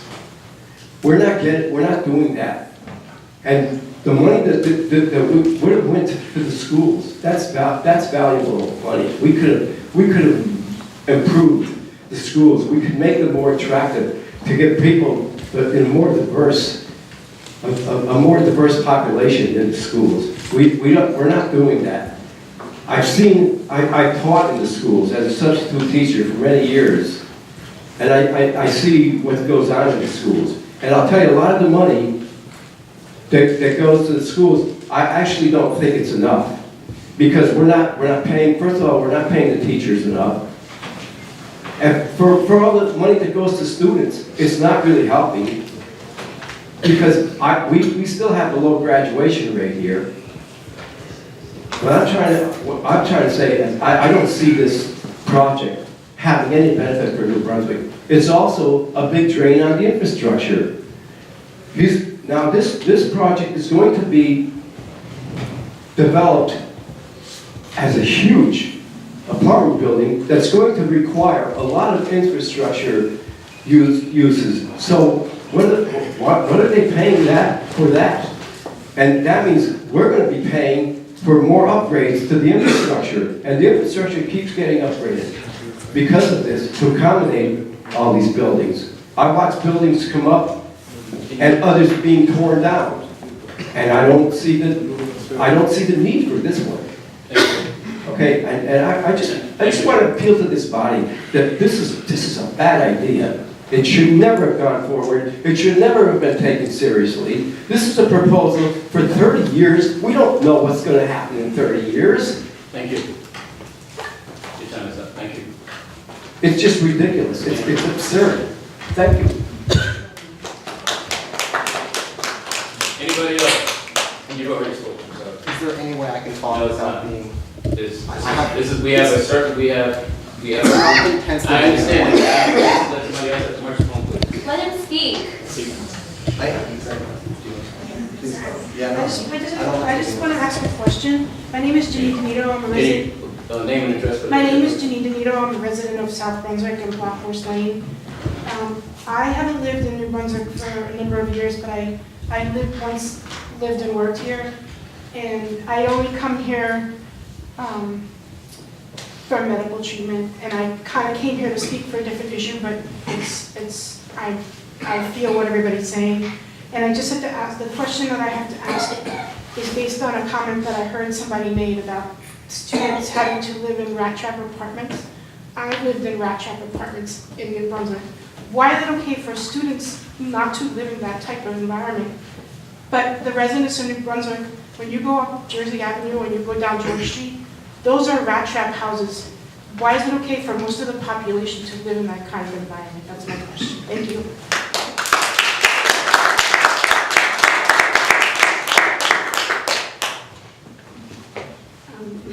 Good evening, Brunswick Council. My name is Lucia Roca, 562 Balmer Road in Middlesex. I was also a New Brunswick student, and I really didn't get to spend too much time buying things and shopping things as I worked, and I had to study. So I just got things wherever they were more convenient to, in my town. But before I start with my comments, on behalf of the Christian community, I'd like to offer just moral support to our Christian brothers and sisters on the council who do not need to disclose, but just a verse from Isaiah that may offer some guidance and support to you. See how the faithful city has become, a prostitute. She was once full of justice. Righteousness used to dwell in her, but now murderers. Your rulers are rebels, partners with thieves. They all love bribes and chase after gifts. They do not defend the cause of the fatherless. The widow's case does not come before them. And God said, come now, let us settle the matter. Though your sins are red, I will cleanse you of it. I really hope that our rulers are not partners with thieves who love bribes and gifts. I hope not. But I heard before that the planning board approved it. But the thing is that a lot of people do not know, are not aware of these things. And although you said the Board of Education approves your budget, and that, that they're fine and they get everything that they need, and you brought up the cost per student, I'm sure, I didn't look at it yet, but I'm sure when I look at it, there may be some contracts in that school budget for people that may be unnecessary, but I will check it. But a cost per student really does not reflect quality. Why? Because our state standards for the Department of Education, the standards for social studies, is that and is an education which fosters a population that is civic-minded, globally aware, and socially responsible, and exemplifies fundamental values of American citizenship through active participation in local communities, and makes informed decisions about local, state, national, and global events based on inquiry and analysis, and enables students to apply content knowledge, develop citizenship skills, and collaborate with students around the world. I don't see a lot of New Brunswick high school students. If we just look at it, it doesn't look like they are really given a quality social studies, civic education for them to be aware of what's going on in their own communities. How can they know if they were never taught? How can they know if they were never taught how to engage in their community? And that's taught at school because their parents may not know either, just like my parents did not know how a $1 million national company can come into your town and be there for 30 years with a huge tax rate. I wasn't taught that in school, but our New Jersey standards say that they want our students to be aware and participate. and I don't see any of them here. So that is an indication that even though our Board of Education may approve your budgets, or, you guys do what they ask, and they have a certain cost per student, the students are not aware of what's going on and they're not participating. They don't know, they're clueless, just like I was. So, that premise, because you're saying you're downgrading what our students know and what they don't know. no, And I'm the not social studies, I'm downgrading sorry, students. I didn't interrupt you. I just want to make sure. No, I just wanted- I'm but not the- downgrading the students ever. I You think just- they deserve You just said that. our students are unaware because they're not at a city council meeting. That A is lot of the our goal. students, a lot of our students are very involved. They volunteer a lot, they volunteer all the time. You see students all over the place, they're handing out literature. That doesn't, just because they're not at the city council meeting right now, doesn't mean. And the New Jersey standard that you gave is about to be changed because it's up to each district. It's up to each district to align with the state standards, but they tailor it towards that. I've been a social studies teacher for the last 22 years. And I know how we have to go with the state standards, but we also have to adapt to our students and where they are, where meet them where they are. Well, I was in foster youth and I went to 5 different high schools, 4 different middle schools. And besides just the 3 branches of government, I was not given a civic education about local government. And you didn't have Mr. Fleming or And I myself. I'm sorry? You didn't have Mr. Fleming or myself for teachers, so. So it is different based on the city, but, we can't, of those students that you're talking about, it sounds like they may have had mentors or someone to guide them through that process because these are state standards, and like you said, the Board of Ed creates the curriculum. And so maybe they're just, I don't know exactly what they're doing with it, but I don't see many high school students here that, and they're the ones that are gonna turn 18 and have their cities with the however many $1 million less in their budget. So cost per student really doesn't reflect quality, and I would like to see if there's any contracts in that school budget that may just be helping some people and maybe are unnecessary. So that's just one point, that civic education definitely needs to be improved, not just in New Brunswick, but everywhere. As a foster kid that went to many schools, and also about foster children, one in 3 of us end up homeless. We're not really prepared, and our state depends on communities to support these young people. Right now we're supporting a national $1 million company with a handout, but youth are aging out from the foster care system into homelessness or prison. So we do need the communities to support them better and I agree. bring up, there's resources and services that don't exist, and there's fragmentation, so we really depend on the community. So that's why, all the reasons that you gave for why this developer coming in is a good thing. I think that those may be, 10 more special times. okay, I think those reasons may be valid and maybe choosing them over a local person, but again, outreach and information, not all of us have equal access to this information. And I just want to speak and plead the case of the fatherless. Thank you. Of the foster care. Thank you.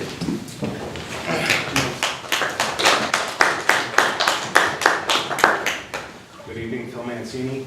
I'm a business agent for Local 696 of Sprinkler Fitters. I represent the men and women from Middlesex County and New Brunswick. That being said, I'll keep this brief. There's 500 or so construction jobs. There's nothing more than the members that live in New Brunswick and Middlesex County would love to work in the same place they pay taxes. They generate a lot of money, just like this job over here. At lunchtime, the members leave the building and then go to the delis and restaurants and eat. Not only that, if you're not from the town and you come and work in this town, there's nothing better than advertising this town.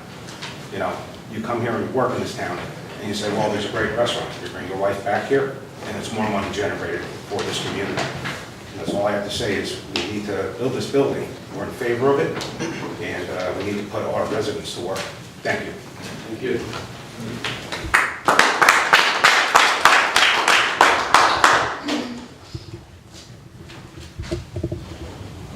Good evening, Council. My name is Jack Roy. I'm a business agent with Local 9, Plumbers and Pipe Fitters. I live in Boundbrook. I do, as Mr. Mancini does, represent residents of New Brunswick and Middlesex County. The 500-plus jobs is a win-win. The speakers here before, they brought up some good points, and I commend you for all listening to everybody's concerns. My concern is for my membership and its members that live in the county and work live in New Brunswick as well. Again, I believe it's a win-win. 500-some jobs in this economy is a boom, and sorely needed. And I just want to thank you for the time and the opportunity. Thank you. Anybody else from the public?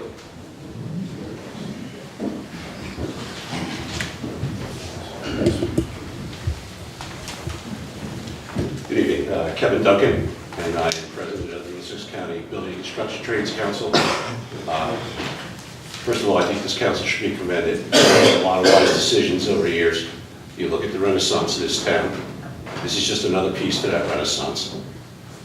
As the two gentlemen stated before, I represent quite a few people in this town and this county. There's county roads, and here you talk about infrastructure. Well, they pay their taxes, they county taxes, that goes towards infrastructure. I think this is a win-win, and I think the council should improve it. Thank you. Hi, my name is Linda Stork, 12 Park Boulevard, and longtime public school employee here in New Brunswick. And I just want to speak in favor of the schools because I've watched these tax abatements go through, over the years. And honestly, it doesn't always appear that it was necessary. I read one in the paper for Walgreens the day Walgreens opened. And so how are they being lured here if they're already opening the doors? And then I saw that the tax abatement was being passed. And it's just, it's a very long period of time, and it bypasses the school system. Other towns and cities that do offer the tax abatements, when in lieu of tax payments are arranged, they also arrange one for the public school system. It's not true we need money. We absolutely, I heard you say that whatever the Board of Ed asked for, they would get. I think I heard you say that. I'm sure they'll be happy to hear that, because I was there last night making the point that it is unacceptable to have 4,000 uncovered teacher absences in one school year. And I don't know what it takes. I understand it's a many-faceted problem, but I'm thinking money could help that, because we could hire, as many districts do when they have a hard time filling all their absent days, they hire floaters, hire people to be substitutes, and especially when it involves a longer term, and people really need to take on the responsibilities of the planning and the report cards. We should have, those should be Board of Ed employees, in my opinion. But obviously this would cost money, so that's one use I could think of for this company chipping into the school system. And also, I understand that this building is being marketed to students, and I don't know that they've done, one of the food supermarkets that came in on the ground floor of the gym there, they were quite sure they had a successful model that had worked in Philadelphia, and it didn't work here. I'm not going to go into that now, but there's individual factors in every place. And one factor here is, as one young man said, that actually the enrollment is not increasing. Rutgers is building more housing, and also there are already several of this type of building. So I'm not saying that necessarily children from there would go to the public schools, but we really can't discount it. In one city where they couldn't fill one of the luxury buildings, the city actually wound up subsidizing the city workers to live there, and obviously they might have kids coming to the public school. And as far as any of these luxury buildings and the kids not coming to the public schools, I think that's another point in favor of an infusion of money into the public schools to make them schools that middle-class families and even higher, these buildings are pretty pricey, they would want to send their children to the schools. Things like dual language program, which there's just a pilot, I found out being started, the first one, but they cost money, these kind of programs, but they are very attractive to middle-class families looking for, some advantage, like why would they send their child to a public school? And another thing we have to work on is class size. I know from talking to people over the years, my children attended the public schools, and, in talking to other people about if their children were or were not going to attend the public schools, it's a hard sell when there's 30 kids in a class. And when they don't have the kind of options like a dual language program or something, a magnet program, something attractive like that. So yes, I absolutely would not want to see this approved without having the developer pay into the public schools. Thank you.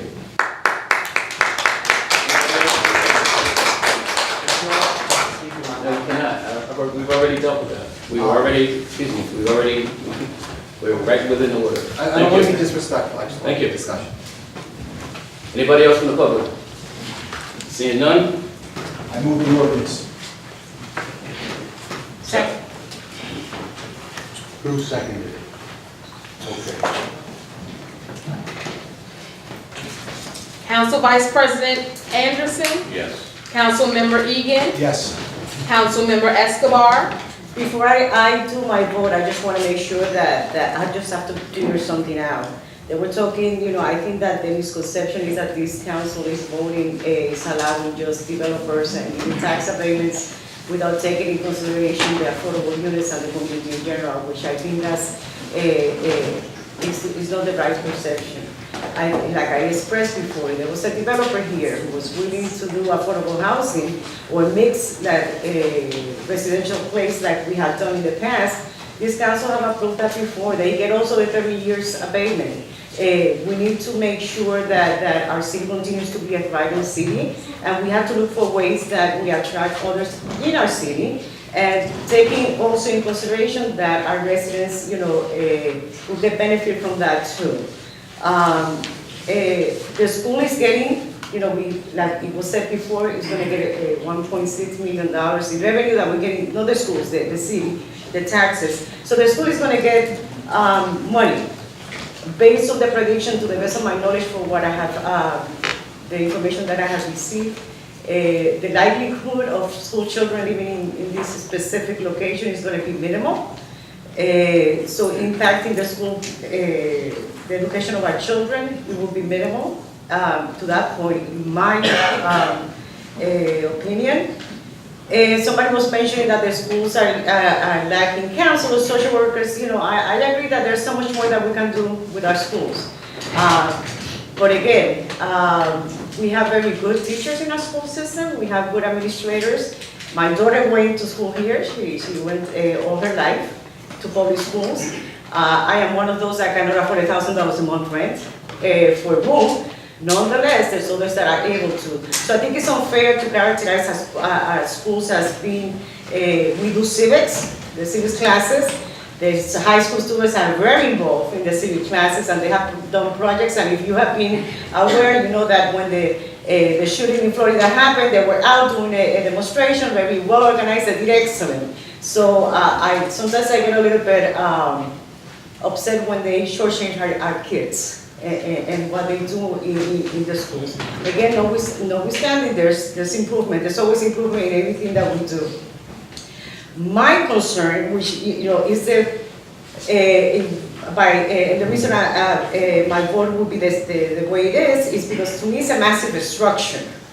That I feel that it's going to be I think it's too big for the area. It's going to create more traffic. It's going to create more infrastructure issues that to me don't convince me totally of voting yes, so my vote is no. Councilmember Socorro Ludwig.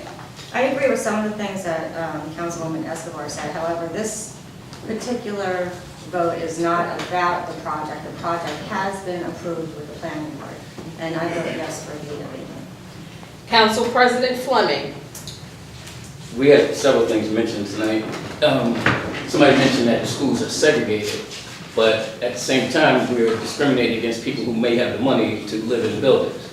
You know, we said that some of us don't plan on being here 30 years from now. I don't know about y'all, I mean, next week I'll be 50 years old. I plan on being here 30 years from now, God willing. So I plan on being here. I think the rest of you too. Excuse me, I didn't say on the city council. I said in living in the city like I have been for the last 50 years. Well, that's what Thank I you. meant. Okay, but I'm sorry, I didn't interrupt you. Once again, I didn't interrupt you. I don't want you to be Okay, thank you. making But anyway, as I was saying, words in my as I mouth. was saying, That's not what I said. just like I may have misperceived you, just like you misperceived me earlier when you said that. I meant to I was raising my voice. And because I may be passionate about something, because I raised my voice, I wasn't trying to belittle anybody. So with that being said, we also said that we're stealing money, or we're selling out. We got a letter that said we're selling out the kids in the city. As I said, I put up a shutter. My kids go to the New Brunswick public schools, and they have been. I didn't send my kids out of state. I didn't send them to another city, anywhere else. My kids are here.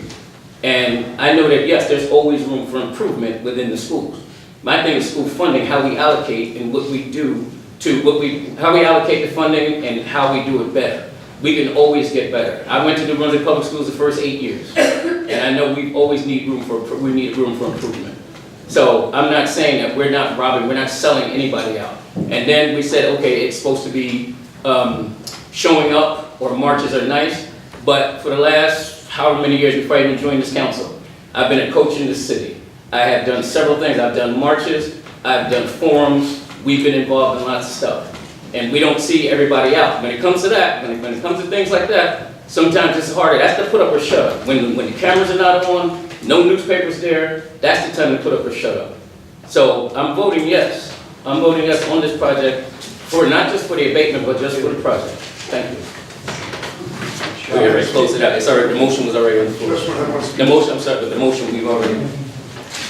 Anybody? Oh, next, okay. You got it? Okay. So next we'll go to ordinances on first reading. An ordinance to amend and supplement the revised general ordinance of the City of New Brunswick, Title II, Administration and Personnel, Chapter 2-64, Department of Police, add section Police Extra Duty for City of New Brunswick contracts. Move the ordinance setting down June 6th at 5:30 p.m., same day to be advertised. Second. Council Vice President Anderson. Yes. Councilmember Egan. Yes. Councilmember Escobar. Yes. Councilmember Socorro Ludwig. Yes. Council President Fleming. Yes.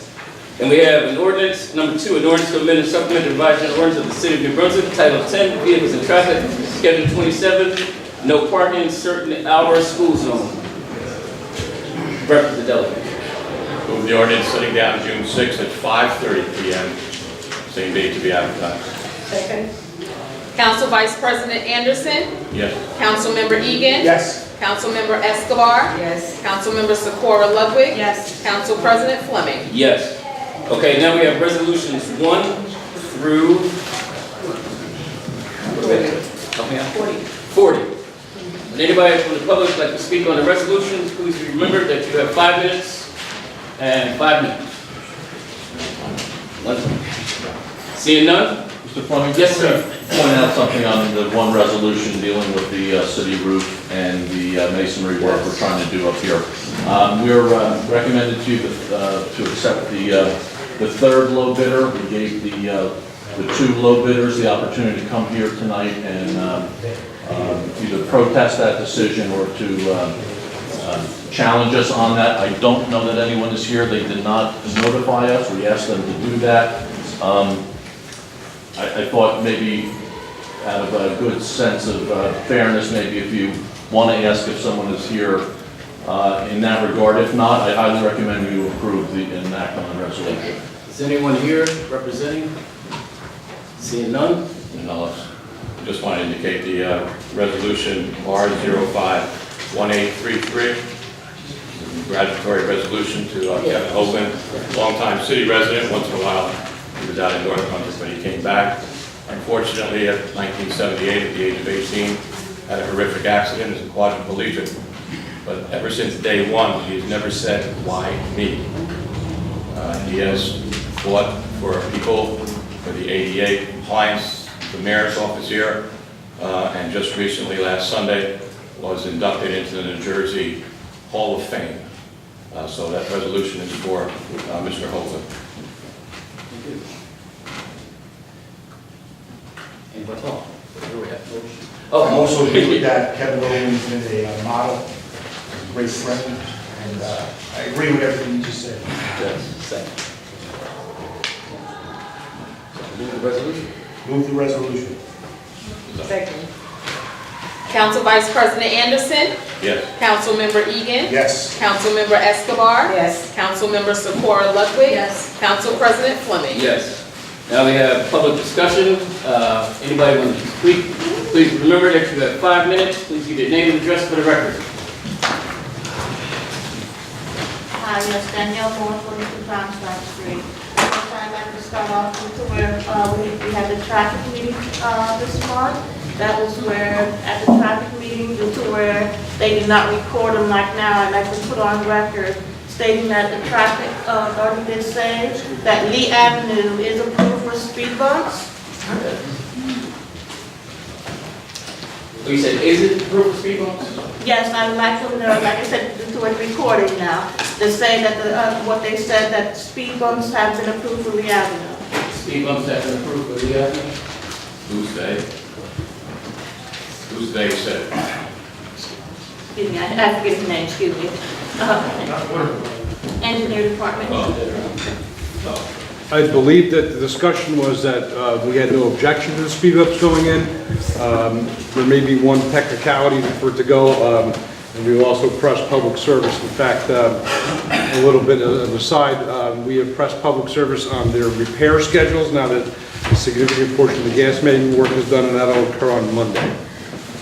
But we have no objection to the speed bumps. Also to make note, that same evening, you had a car accident on Ruckers and Lee Street, Lee Avenue and Ruckers Street. So once again, like I said, to show how this area is dangerous and is needed for speed bumps, which I hope, due to where you did say you would speed it up with PSD&G to redo the roads as soon as possible. Thank you. And then also, due to where at the traffic meeting, we've also discussed about walkway lines for Roosevelt Street. There was an older gentleman about 2 months ago that's out by New Brunswick High School due to where he said is unsafe.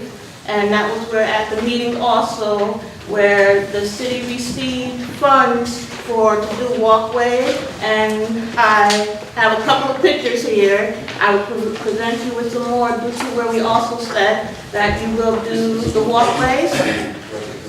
Well, okay, like I said, he was at the meeting. I'm talking to the ones due to where we were at the meeting, traffic meeting. So, okay, has it been put in for Roosevelt Street and a few other streets out by New Brunswick High School to be redone? If it pleases the council, every year the city undertakes in excess of $35,000 worth of line striping. To Ms. Moore's request, we did observe that on Oliver, particularly Oliver at Roosevelt, there's a serious lack of those line striping, and that's being included in our annual bid, which will be out probably in about 4 weeks for bidding. So the intention is to stripe those areas. Well, okay, I do have a couple of pictures. Like I said, I will come down to the city, and I have over 100 pictures. I will make sure to be passed throughout the city and the traffic authority so that this will be approved to have this done in this area to make it safer for our children.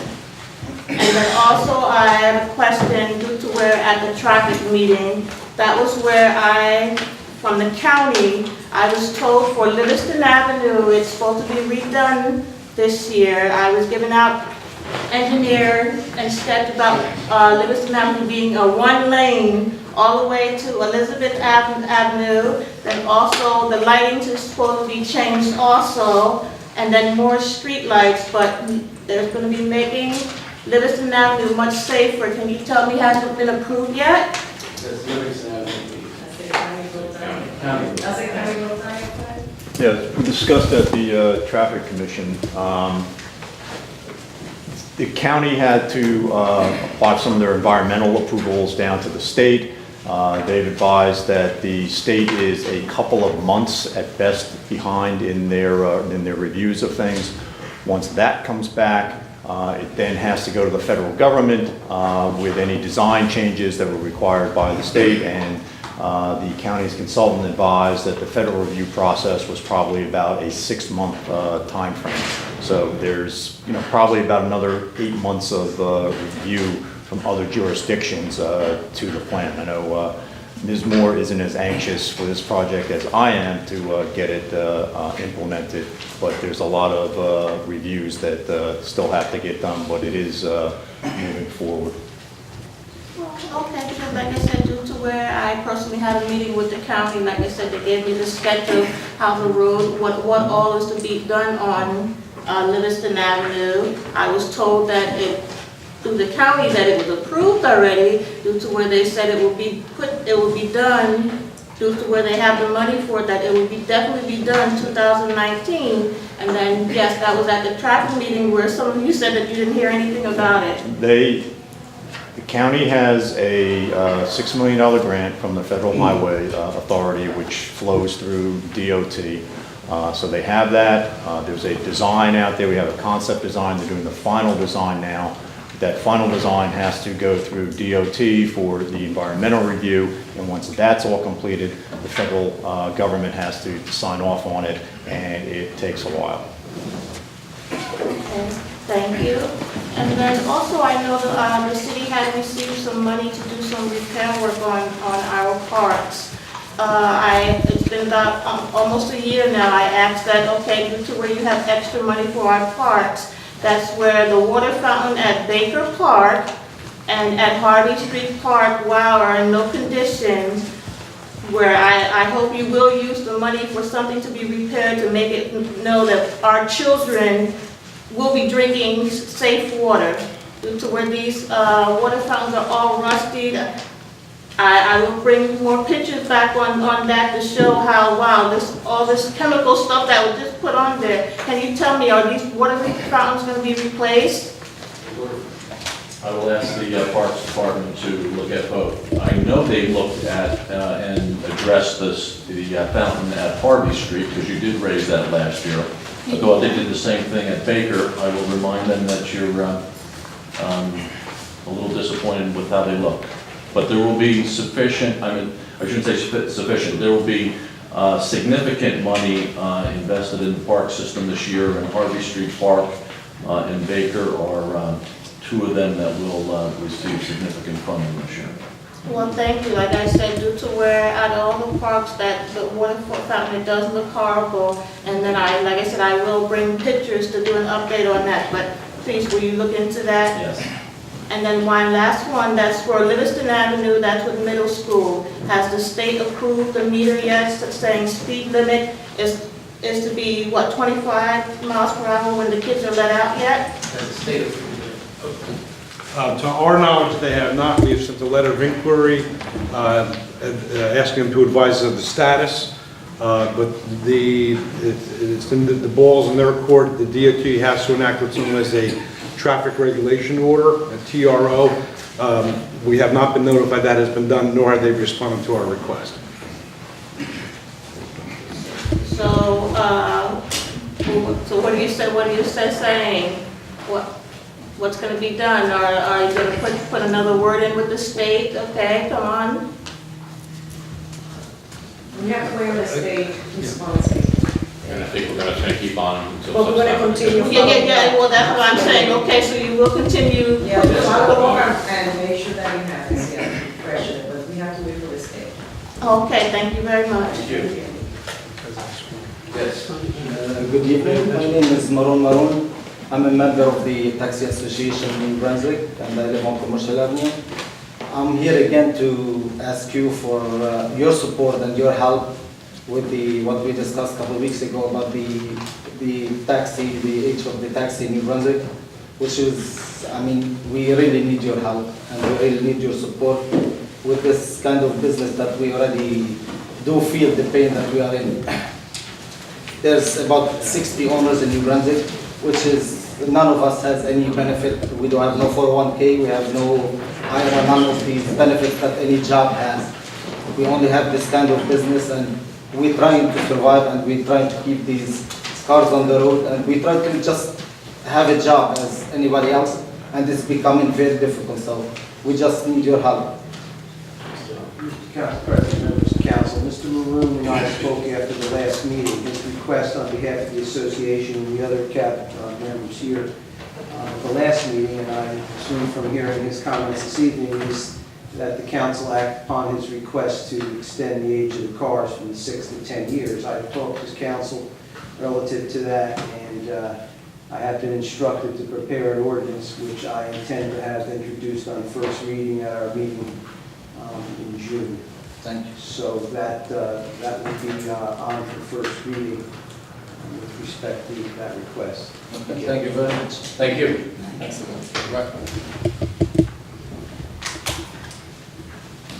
Hi, my name is Janine Vito. I'm a resident of South Brunswick. I'm off of Black Horse Lane, and I'm a disabled citizen. I come into New Brunswick. Like I said, I lived here a long years ago, but I come into New Brunswick now, and the only reason is to get medical treatment. And I find that the way the parking is set up in the city makes it very difficult for someone like me, because I have a it's harder for me to walk these days, so I have to, like, when I go to my appointment in 25 Patterson Street, I have to park in the lot across the street, because that's the closest place where I can park for a long period of time, because I don't necessarily know how long my appointment is going to be. But this is the second time when I hadn't had funds to pay for the parking at the time, so they give me a ticket to mail in and pay. And when I tried to pay it online, it wouldn't take the payment, and so I went and got a money order and physically went down to the parking authority, and they wouldn't accept it because they said it was too late. This is my personal problem, because now I have a summons from the court saying that it is that an $8 parking ticket turned into a $50 court fee. I don't understand why New Brunswick bills itself as a healthcare city, which is written on the train tracks. On the corner of College Avenue or whatever that is. And that makes it so difficult for people to come in to get treatment. I had a cancerous tumor on my body that was removed. My doctor recommended that I come to New Brunswick for radiation. Unfortunately, at that time, because I had to come in every day for 6 weeks for the radiation department, they waived the parking in the parking lot out of courtesy, because, or I think it was like valet parking or something. But my doctors are still here, and this is going to be an ongoing problem for me. $8 to come to pay for a doctor visit it seems just like discouraging for people that come here for medical treatment, that are in pain or scared, or they don't know what's going on, and then they have to worry about stuff like this happening. I just can't understand it. I don't know what to do about this, because when I went down to the office to pay it, they wouldn't take my payment. And now I'm subject to having my license suspended. I'm I don't know what to do. I can't afford this. What is the court date? The court date on here, I'm not sure, it doesn't really. It's on the forms, right, on the top right, versus new court date. It says notice date 5/5/2018. Can I show it to you, because I don't. How much is it then? It's $50 on there that says I owe. But they're Talk to us after the meeting. What's that? Talk to us after the meeting. Okay, thank you, sir. We're not right. Hold on.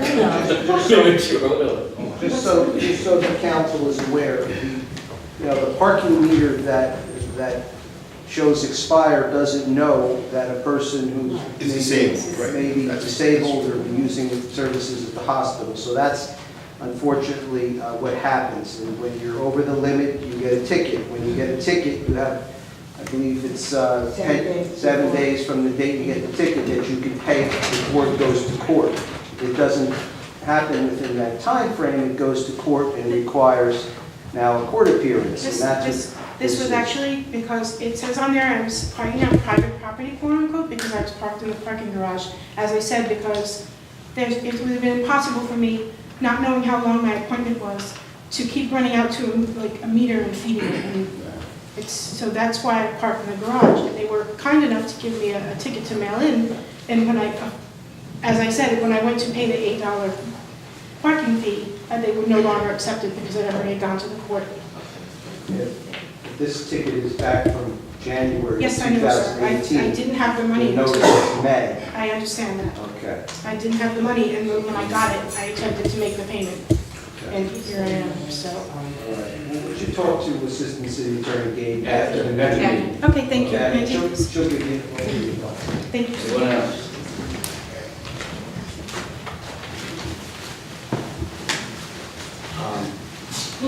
I guess I'll start with the point that Council President Fleming made earlier. That sort of mentioned that you had done a lot of public service for the city, and a lot of those places we weren't there. And I think that you were right to a certain degree. I'd like to think that I have tried to do a lot for the city, or at the very least tried to be a really, really good citizen, and a really good member of my neighborhood. And sort of as part of the program I help run, the A2A tutoring program, we have over 180 Rutgers students sort of come out here with us. And like, we have to really drag them out. A lot of students don't want to go into New Brunswick, and that really breaks my heart because I love the city and I love walking through it all the time. And I don't know what else there is to sort of bring these students out into New Brunswick. Part of the reason why A2A was founded is we hope to build bridges between Rutgers and New Brunswick. And so we hope that, okay, our 180 students are going to have to tutoring every day, and then they're going to get a lot more involved in the city. Unfortunately, that didn't happen exactly, ironically, because once we brought students there, they loved the kids so much, they kept going for the kids, and not really for the city, and so they'd get off the bus, go to love their kid, and they'd come back. And so I know that we sort of had a difference of opinion on how to bring students into the city, but I'd still love to see that happen. I don't know if this is the right place to ask it, but I'd love if we could sort of create some sort of, I don't know, like a meeting or an action plan. I'm sure that like, if you want names in terms of like the Office of Community Affairs, the Office of Out-Campus Living and Housing, Vice Chancellor of Student Affairs, I can give you that or whatever, but sort of my question is like, can we get that done, and who would I talk to in order to get that done?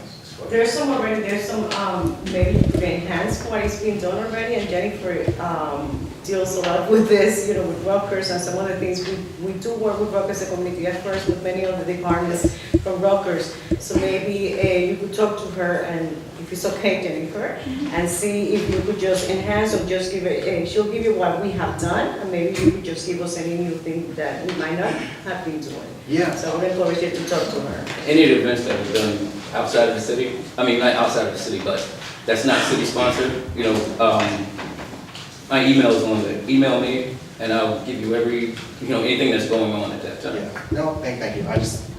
I'd love to see Rutgers students more involved in New Brunswick, outside of, another Rutgers students telling me that this issue is sort of peer present.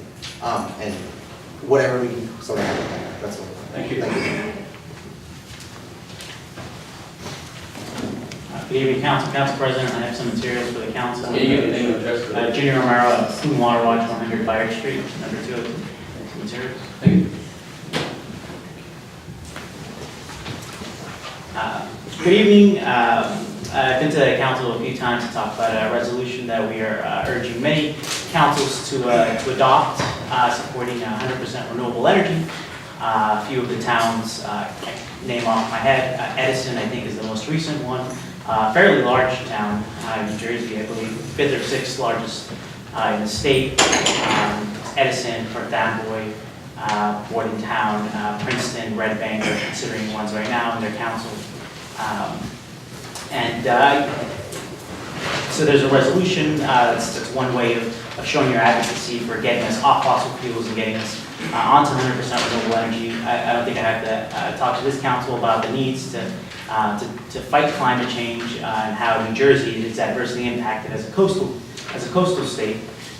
So one thing, well, first I'd like to see if there's been any further consideration of the resolution the council adopted. To be honest with you, Mr. Moreno, council did instruct me to prepare a draft resolution. I didn't have it ready for this meeting, so that's my fault, blame the council. I intend to have it prepared for their review and hopefully agendized at our next meeting. I'm not going to promise you it's going to read like this verbatim, but I think I could tailor one that suits the needs of the city and the city council's liking that we could introduce and hopefully adopt. That's excellent. Okay. I look forward to reading the potential resolution. One thing that you actually have there is an ordinance that you could adopt. I know we're going another step further. The reason we thought of this ordinance is we hadn't seen a resolution being pushed, but I'm glad it's now being considered. But just another thing to take into account, just another thing that councils can do is create their own community aggregation systems for electricity, electrifying public transportation, or making a commitment to do so further down the line. But I'm glad that the council is taking the steps to consider it. Well, yeah, we do have a very active environmental commission, as probably you well know. And these types of matters, when we lend support, historically speaking, for many, many years, and I've been sitting here a long time, we've done it by resolution. We don't generally do that by ordinance. In my legal opinion, an ordinance is appropriate, a resolution would be appropriate. But I'm sure it will be to your organization's satisfaction when you put something together. Excellent. Thank you so much for your consideration. Good evening once again, members of the council. I have some questions for you. Charles Cradaville from New Brunswick, and I'm an editor of New Brunswick Today. Can somebody tell me why hasn't the city uploaded the video of the May 2nd city council meeting yet? Because it's still being processed. Should have it up by the end of the week. The city was cheated out of approximately $500,000 by a criminal scheme involving 2 longtime employees of the water utility. Can someone please tell me, as of today, how much of that $500,000 has been recovered by the city? None of it has been. Is there any timetable on when any of it might be recouped, or is there a plan? I asked a similar question of the state investigators. They could not give that to me, but the plan is that we seek 100% restitution, whether that be from the employees themselves or whether that be from the homeowners who participated in the scheme. But we're waiting for guidance by the state on that matter. Can you tell me when and how the city will be disclosing which of those landlords benefited from this criminal scheme? No, I can't answer that. I don't know how we're going to do that, if we're going to do that. Or maybe the state may feel it's their responsibility to disclose. Okay, well, just for the record, it would be unacceptable for it not to be disclosed by someone. That is, that would be protecting accessories to the crime, and that's not acceptable. I think we're waiting for the investigation to conclude as well. At least we've been told it's still ongoing, but. If it's part of the criminal investigation, we're not going to release that information, and that would be up to the state with respect to when that's concluded and how that would be accomplished. Just for the record, it's my understanding there's been a couple of guilty pleas, and there's no one else that's considered a suspect at this point. So isn't it fair to say the investigation is closed? I don't know the answer to that question. Mr. Crowder apparently has more information than Mr. Laughlin and I. I'm not involved in the state investigation. Well, yeah, I was there when the 2 longtime city employees pled guilty to official misconduct and are now facing state prison sentences. So I think this is a serious matter that should be on your agenda to update the public about that $500,000. I'm sorry, what's that? He just told you that it was up to, we have to wait till the state attorney general's office comes out with a rule. It's their investigation, it's not ours. Okay, but it's our money. We're not saying it's not our money. You heard what the administrator said, he wants to recoup everything. I don't doubt that you want to. I doubt that it will actually happen. Okay. And that's based on, track record of the Fresh Grocer and now Brother Jimmy's, which is another item I wanted to bring up. closing. These are, projects that were selected by the housing authority, pushed by the powers that be, given lucrative tax abatements, and, ultimately, sometimes the people you did business with did you dirty and left town owing a lot of money. The Fresh Grocer owed, of course, over $1 million when they left town. They left. Has any of that money been recouped? Mr. Council President, members of council, that, to my understanding, is a civil matter. It's a landlord-tenant matter dealing with unpaid rent. I don't represent the parking authority. I believe the parking authority is the one who was the landlord involved in that transaction. And with respect to them trying to recoup those monies, conceivably they could file a civil lawsuit and seek to recoup those monies. Similarly with what Mr. Credible, I believe, is going to talk about, and he said about Brother Jimmy's. That, my understanding is a civil landlord-tenant matter as well. And it would be likewise up to the landlord to decide the collectability of those unpaid rents. Forgive my skepticism, that's why I'm going to continue to ask about that $500,000, because I'm concerned it will fall in the same boat as that $1 million that we got burned for by the Fresh Grocer. Now, does the council have any comment on the abrupt closure of Brother Jimmy's Barbecue after just less than 6 years here? First time hearing about I it. didn't even know. I'm sorry to say close, actually. I know they tried to work out even some deal for even less than they were, but apparently things have not worked out.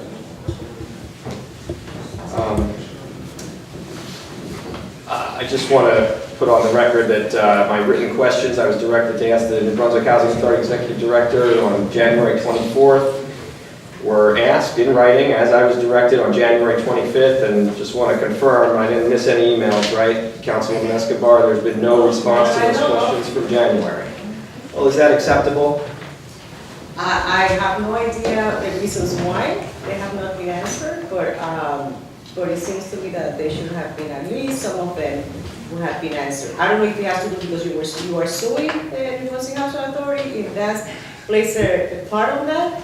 I'm not sure, and I don't want to assume, but maybe that's, I could ask them one question about the resident council. Sure. And I'm pretty sure you know because your friend was there. But the resident council elections took place in April 10th. And it happened from 10 to 3 p.m. I was there as a third party observing. The president of the council was Ms. Gretchen. And I don't recall the names of everybody else, Ms. Gretchen, because I know her. She comes here and she's very vocal, and I know her. But I know at that time, Bill Elias was there, who was the consultant who was guiding the process. And he will be meeting with the resident council to give them a training to talk about the bylaws and so forth. And I asked if the possibility of me attending, being part of that. So hopefully I could be part of that with the residents and when they do their training and so forth. So I'm happy that they at least, they did have their, and Ms. Gresham was very happy that she won. Well, that is a good step in the right direction. I would just encourage anybody who's concerned about the non-responsiveness to all of these issues to attend their next meeting. Hope you'll join me there, Madam Councilwoman, on the 23rd at 6:45 p.m. And I know you've done a good job by being the liaison to the Housing Authority by showing up and attending those meetings. And to that end, I want to confirm who's the liaison to the New Brunswick Board of Education? I am. Okay. And when was the last time you attended a meeting of the New Brunswick Board of Education? Attended the school board. I talked to members of the New Brunswick School Board. I don't have to attend the meetings. Right. Why don't you do that? Because I choose not to. I choose a different way to be informed. Okay, so I think that the best practice would be to actually attend the meetings. For instance, you would know about some of the issues that are happening with this huge number of uncovered teacher absences. There were just last night a number of issues that came up that I'm sure you don't know about because you weren't there. And perhaps instead of shaming and criticizing people for not attending your events that you didn't invite people to, you should do your job and show up. You were there. I'm sorry, you were here when I announced things publicly. And you said that you would get somebody to cover them. You were here. And everybody, I opened it up to everybody in the city. And that was a known fact. Right, so I don't know which specific event you're talking about. You spoke about a number of vague events. No, all three. And you said, I don't see anyone from here. No, all three of them. When Mr. Termel Pickman was here, we made that public to everybody. And it was open to everybody. When we had the school shooting, the school shooting seminar, that was open to every single person. So any event, it's always open to members of the public. Right, and I'm just saying, the people you criticized for not attending. I just laid it out. You criticized people for not attending your events. Okay. And many of them were not here to hear the invitation, were not invited, did not know about them. So instead of shaming the public that you're supposed to represent, maybe you could do your job and show up at the Board of Ed once Maybe in a while. as a journalist, maybe you could have done your job to advertise it and cover it. I'm sorry, I didn't see anything. I saw nothing. You can certainly send me a press release if you want to promote an event, and I'll be happy to promote it. You have my word. You said that before, and I'm skeptical about that. Well, I'm skeptical about your leadership tonight. I think, could you tell me, did you support having elections for the school board, or were you opposed to that? I supported having elections. You supported having elections? For the school board, yes. For the school board in New Brunswick? Yes. Really? I remember being at this same microphone in these same council chambers when the vote was happening in 2012, and you were on the other side of it. You're saying you voted yes to the referendum to have school board elections? That's a ballot, somewhere that I went to go vote, and I don't ask you how you voted.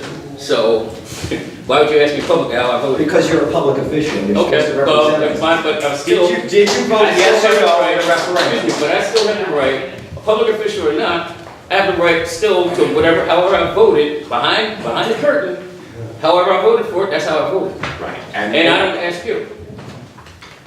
Well, you can be as secretive as you like about your positions and tell people, I'm not going to tell you how I'm going to vote until the end and play games with us, but at the end of the day, you should be ashamed of yourself for bullying and criticizing someone for running. I'm proud to support Mrs. Ross because she stood up, and now we have a democracy in New Brunswick because we have school elections, and that was something you were against, so you should it's really hypocritical and ridiculous that you would shame and criticize someone for running for public office, a volunteer position. I said elections have their consequences, and if you had won, if your side, what you advocated for, if you had won, then you could make the decision. You ran, you made your case to the public, and you didn't win. That's not shaming anybody. If Nancy won, you would have voted against the tax abatement. I don't know.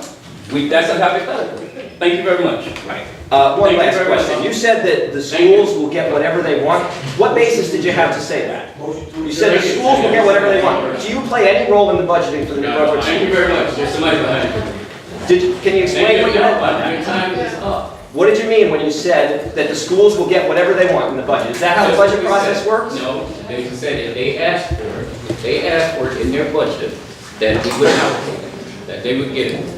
We don't deny, we work it out. So the city council sets the school board No, budget? we don't. I did Or not say that. they need voter approval? Is that I did how it not say- works? Thank you. You were against it? Thank you. You were against having elections? I'm here for the 174 Townsend Street for the escrow account. Name and address for the record, please. For the sewer pipe repair. Can you give me your name and address for the record? Your name, sir. My name is Jitendra Khatri.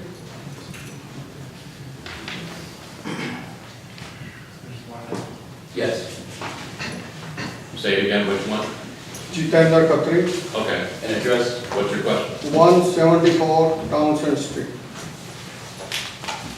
What about it? About the escrow account. Escrow. Yeah. That was approved. It was approved. You get it back. You get it back. It was approved, sir. Okay. In the resolution. Check will be in the mail. Okay, thank you.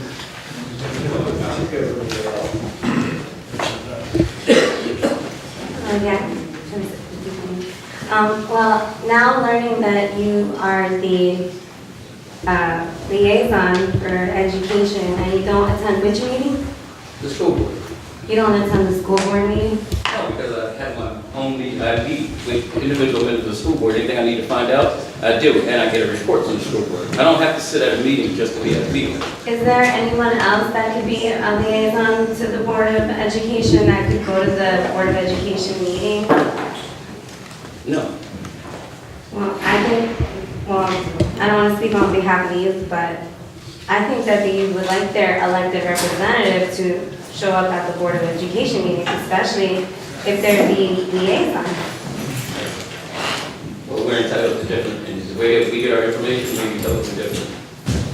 Okay, well, I hope that the youth are taught better civics so that they can participate in the next election and probably vote for somebody that would want to hear the Board of Education meeting. So I have a question, a civic question. You'll forgive me because, like I said before, I wasn't given a great civic education. I don't know if I want to ask one of your New Brunswick high school students this question. I don't want to disrupt them, so I'll ask you. With this planning board having approved it, approved something before a tax abatement, how does that work? Does every town planning board do things differently, or is it general? Planning board, they approve the tax. Yeah, so a planning board didn't approve the tax abatement. What exactly did the planning board approve and The plans for the The site plan. construction. So the planning approved it, and what, does that mean that it would work, or that, That means that they can put the building up that they were seeking approval on.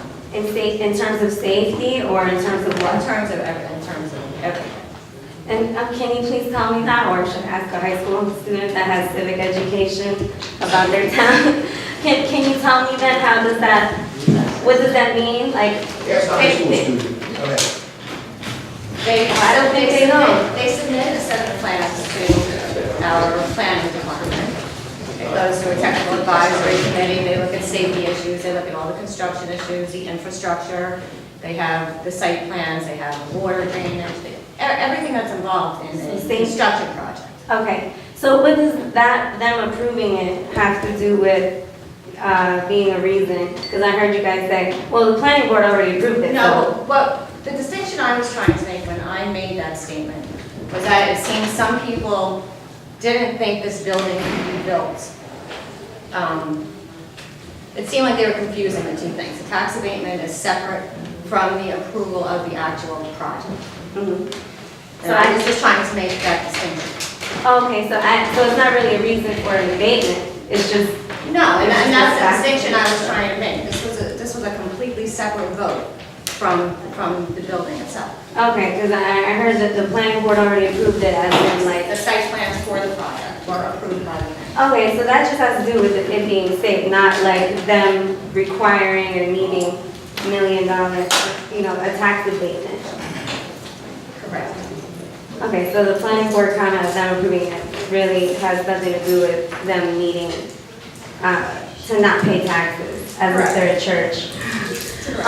So again, for future tax abatements for college housing, like that's, I know you're defending it and pleading the cause of the rich kids who need that luxury housing, but can somebody also, plead the cause of the, the poor kids, the fact that foster kids, only 4% of foster kids get good cost of good housing? And Rutgers and Brunswick, is the state university, so. In effect, a project like this can open up some of the housing that is more affordable for other students. I mean, not everybody's wealthy. I mean, there are varying levels of economics that go on in every area, correct?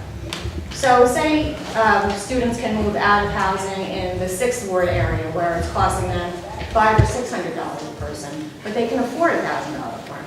So now you're taking them and they're going to move into an area like this perhaps. This is hypothetical. And then that opens up housing in an area like that for families or for students that don't have the money to go into a $1,000 area.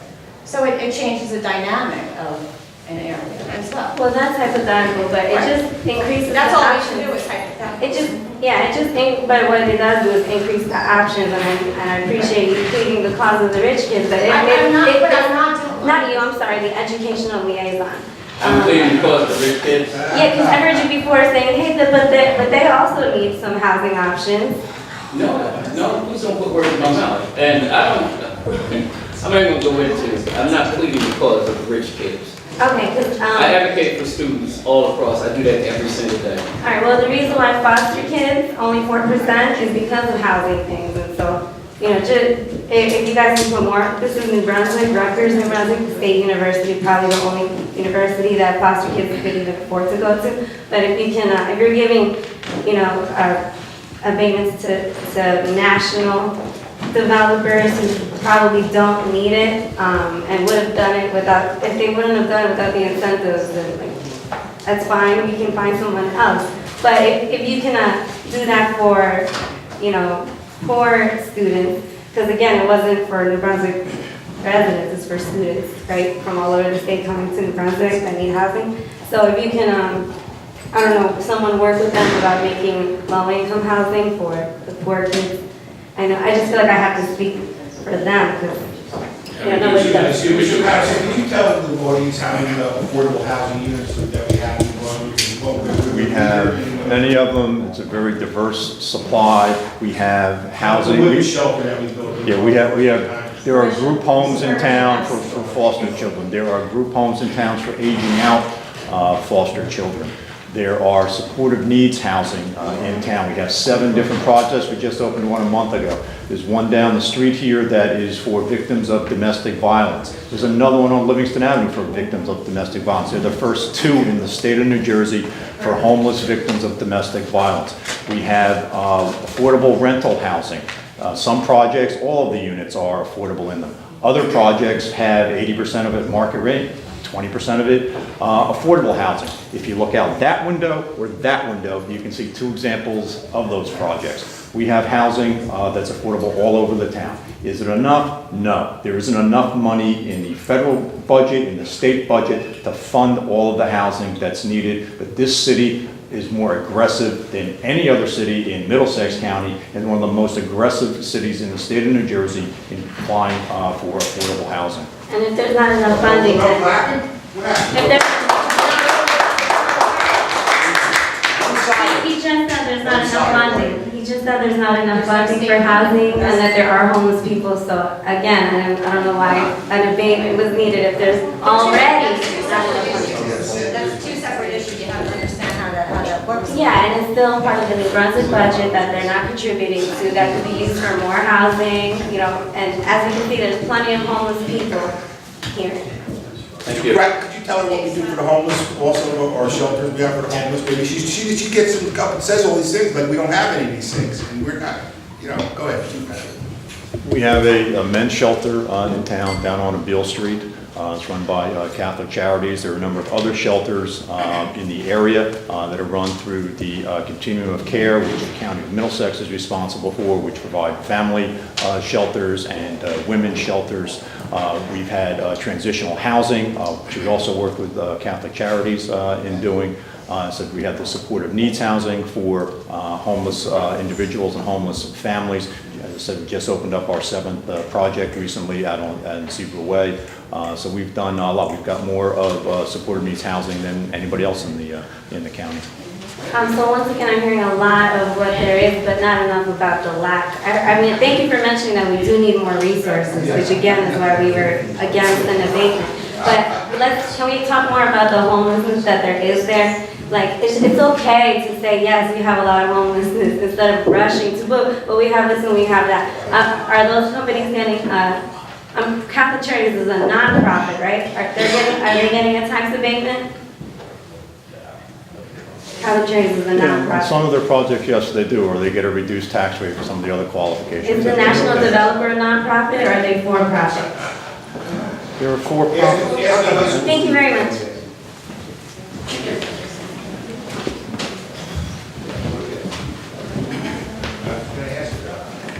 I would just like to point out that earlier when we mentioned concerns about many students not being able to realistically afford over $1,000 in rent each month, Mr. Council President, you said that in saying so that we are essentially discriminating against those who are able to afford that housing. So I would just like to point out that in a lot of ways you are representing the upper echelons of society in this way. Okay, that's your perception.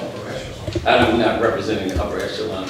Like I said, I grew up in New Brunswick. I gotta go to the grocery store after this. My wife's telling me I have to get I mean, I don't understand this upper restaurant. I don't have If you to. can't afford groceries, I heard this. Excuse me, Mr. Dean, I remember your campaign committee spent $11,000 to stop school board elections from happening in the first place. It's on the financials. You guys spent $11,000 to stop school board elections from happening. So sure, Mr. Fleming, I don't know what your vote was, but I know what your vote was My because, vote was, no, I was in favor of an appointed school board, okay? and you spent $11,000 to make sure that Okay, it come on, was stayed okay, there. so that was 5 years ago or 6 years ago, okay, right? Why are you bringing that up? I don't even know what the point is with that.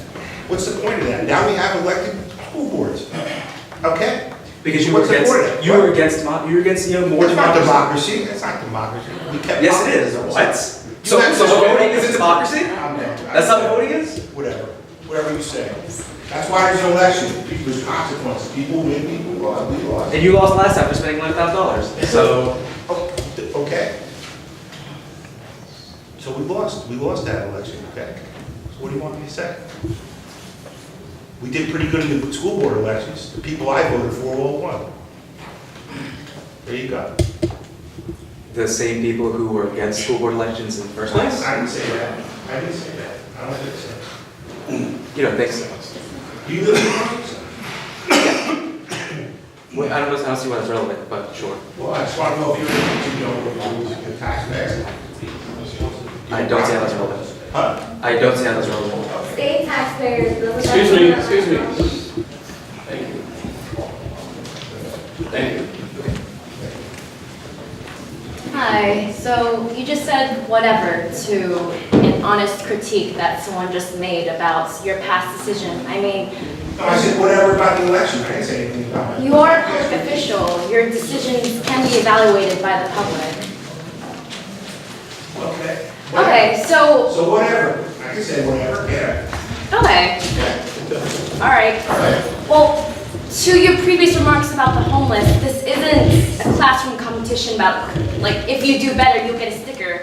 Just because we're performing better, we're supposedly performing better than the Middlesex County, doesn't mean that we're doing the best job. I still see homeless people in the community. Before when I was a student at Rutgers, I would do meal swipes and bring food to the homeless because there would be always the same group of people by the Dunkin' Donuts sleeping there because they had no housing to go to. And you say that you cannot afford that the state cannot afford that, but paying for the medical bills of the homeless who are freezing, who are dying on the street is actually more than, just housing them in the first place. I'm not going to say brava for all the things you're doing for the homeless community when there are still homeless people out there.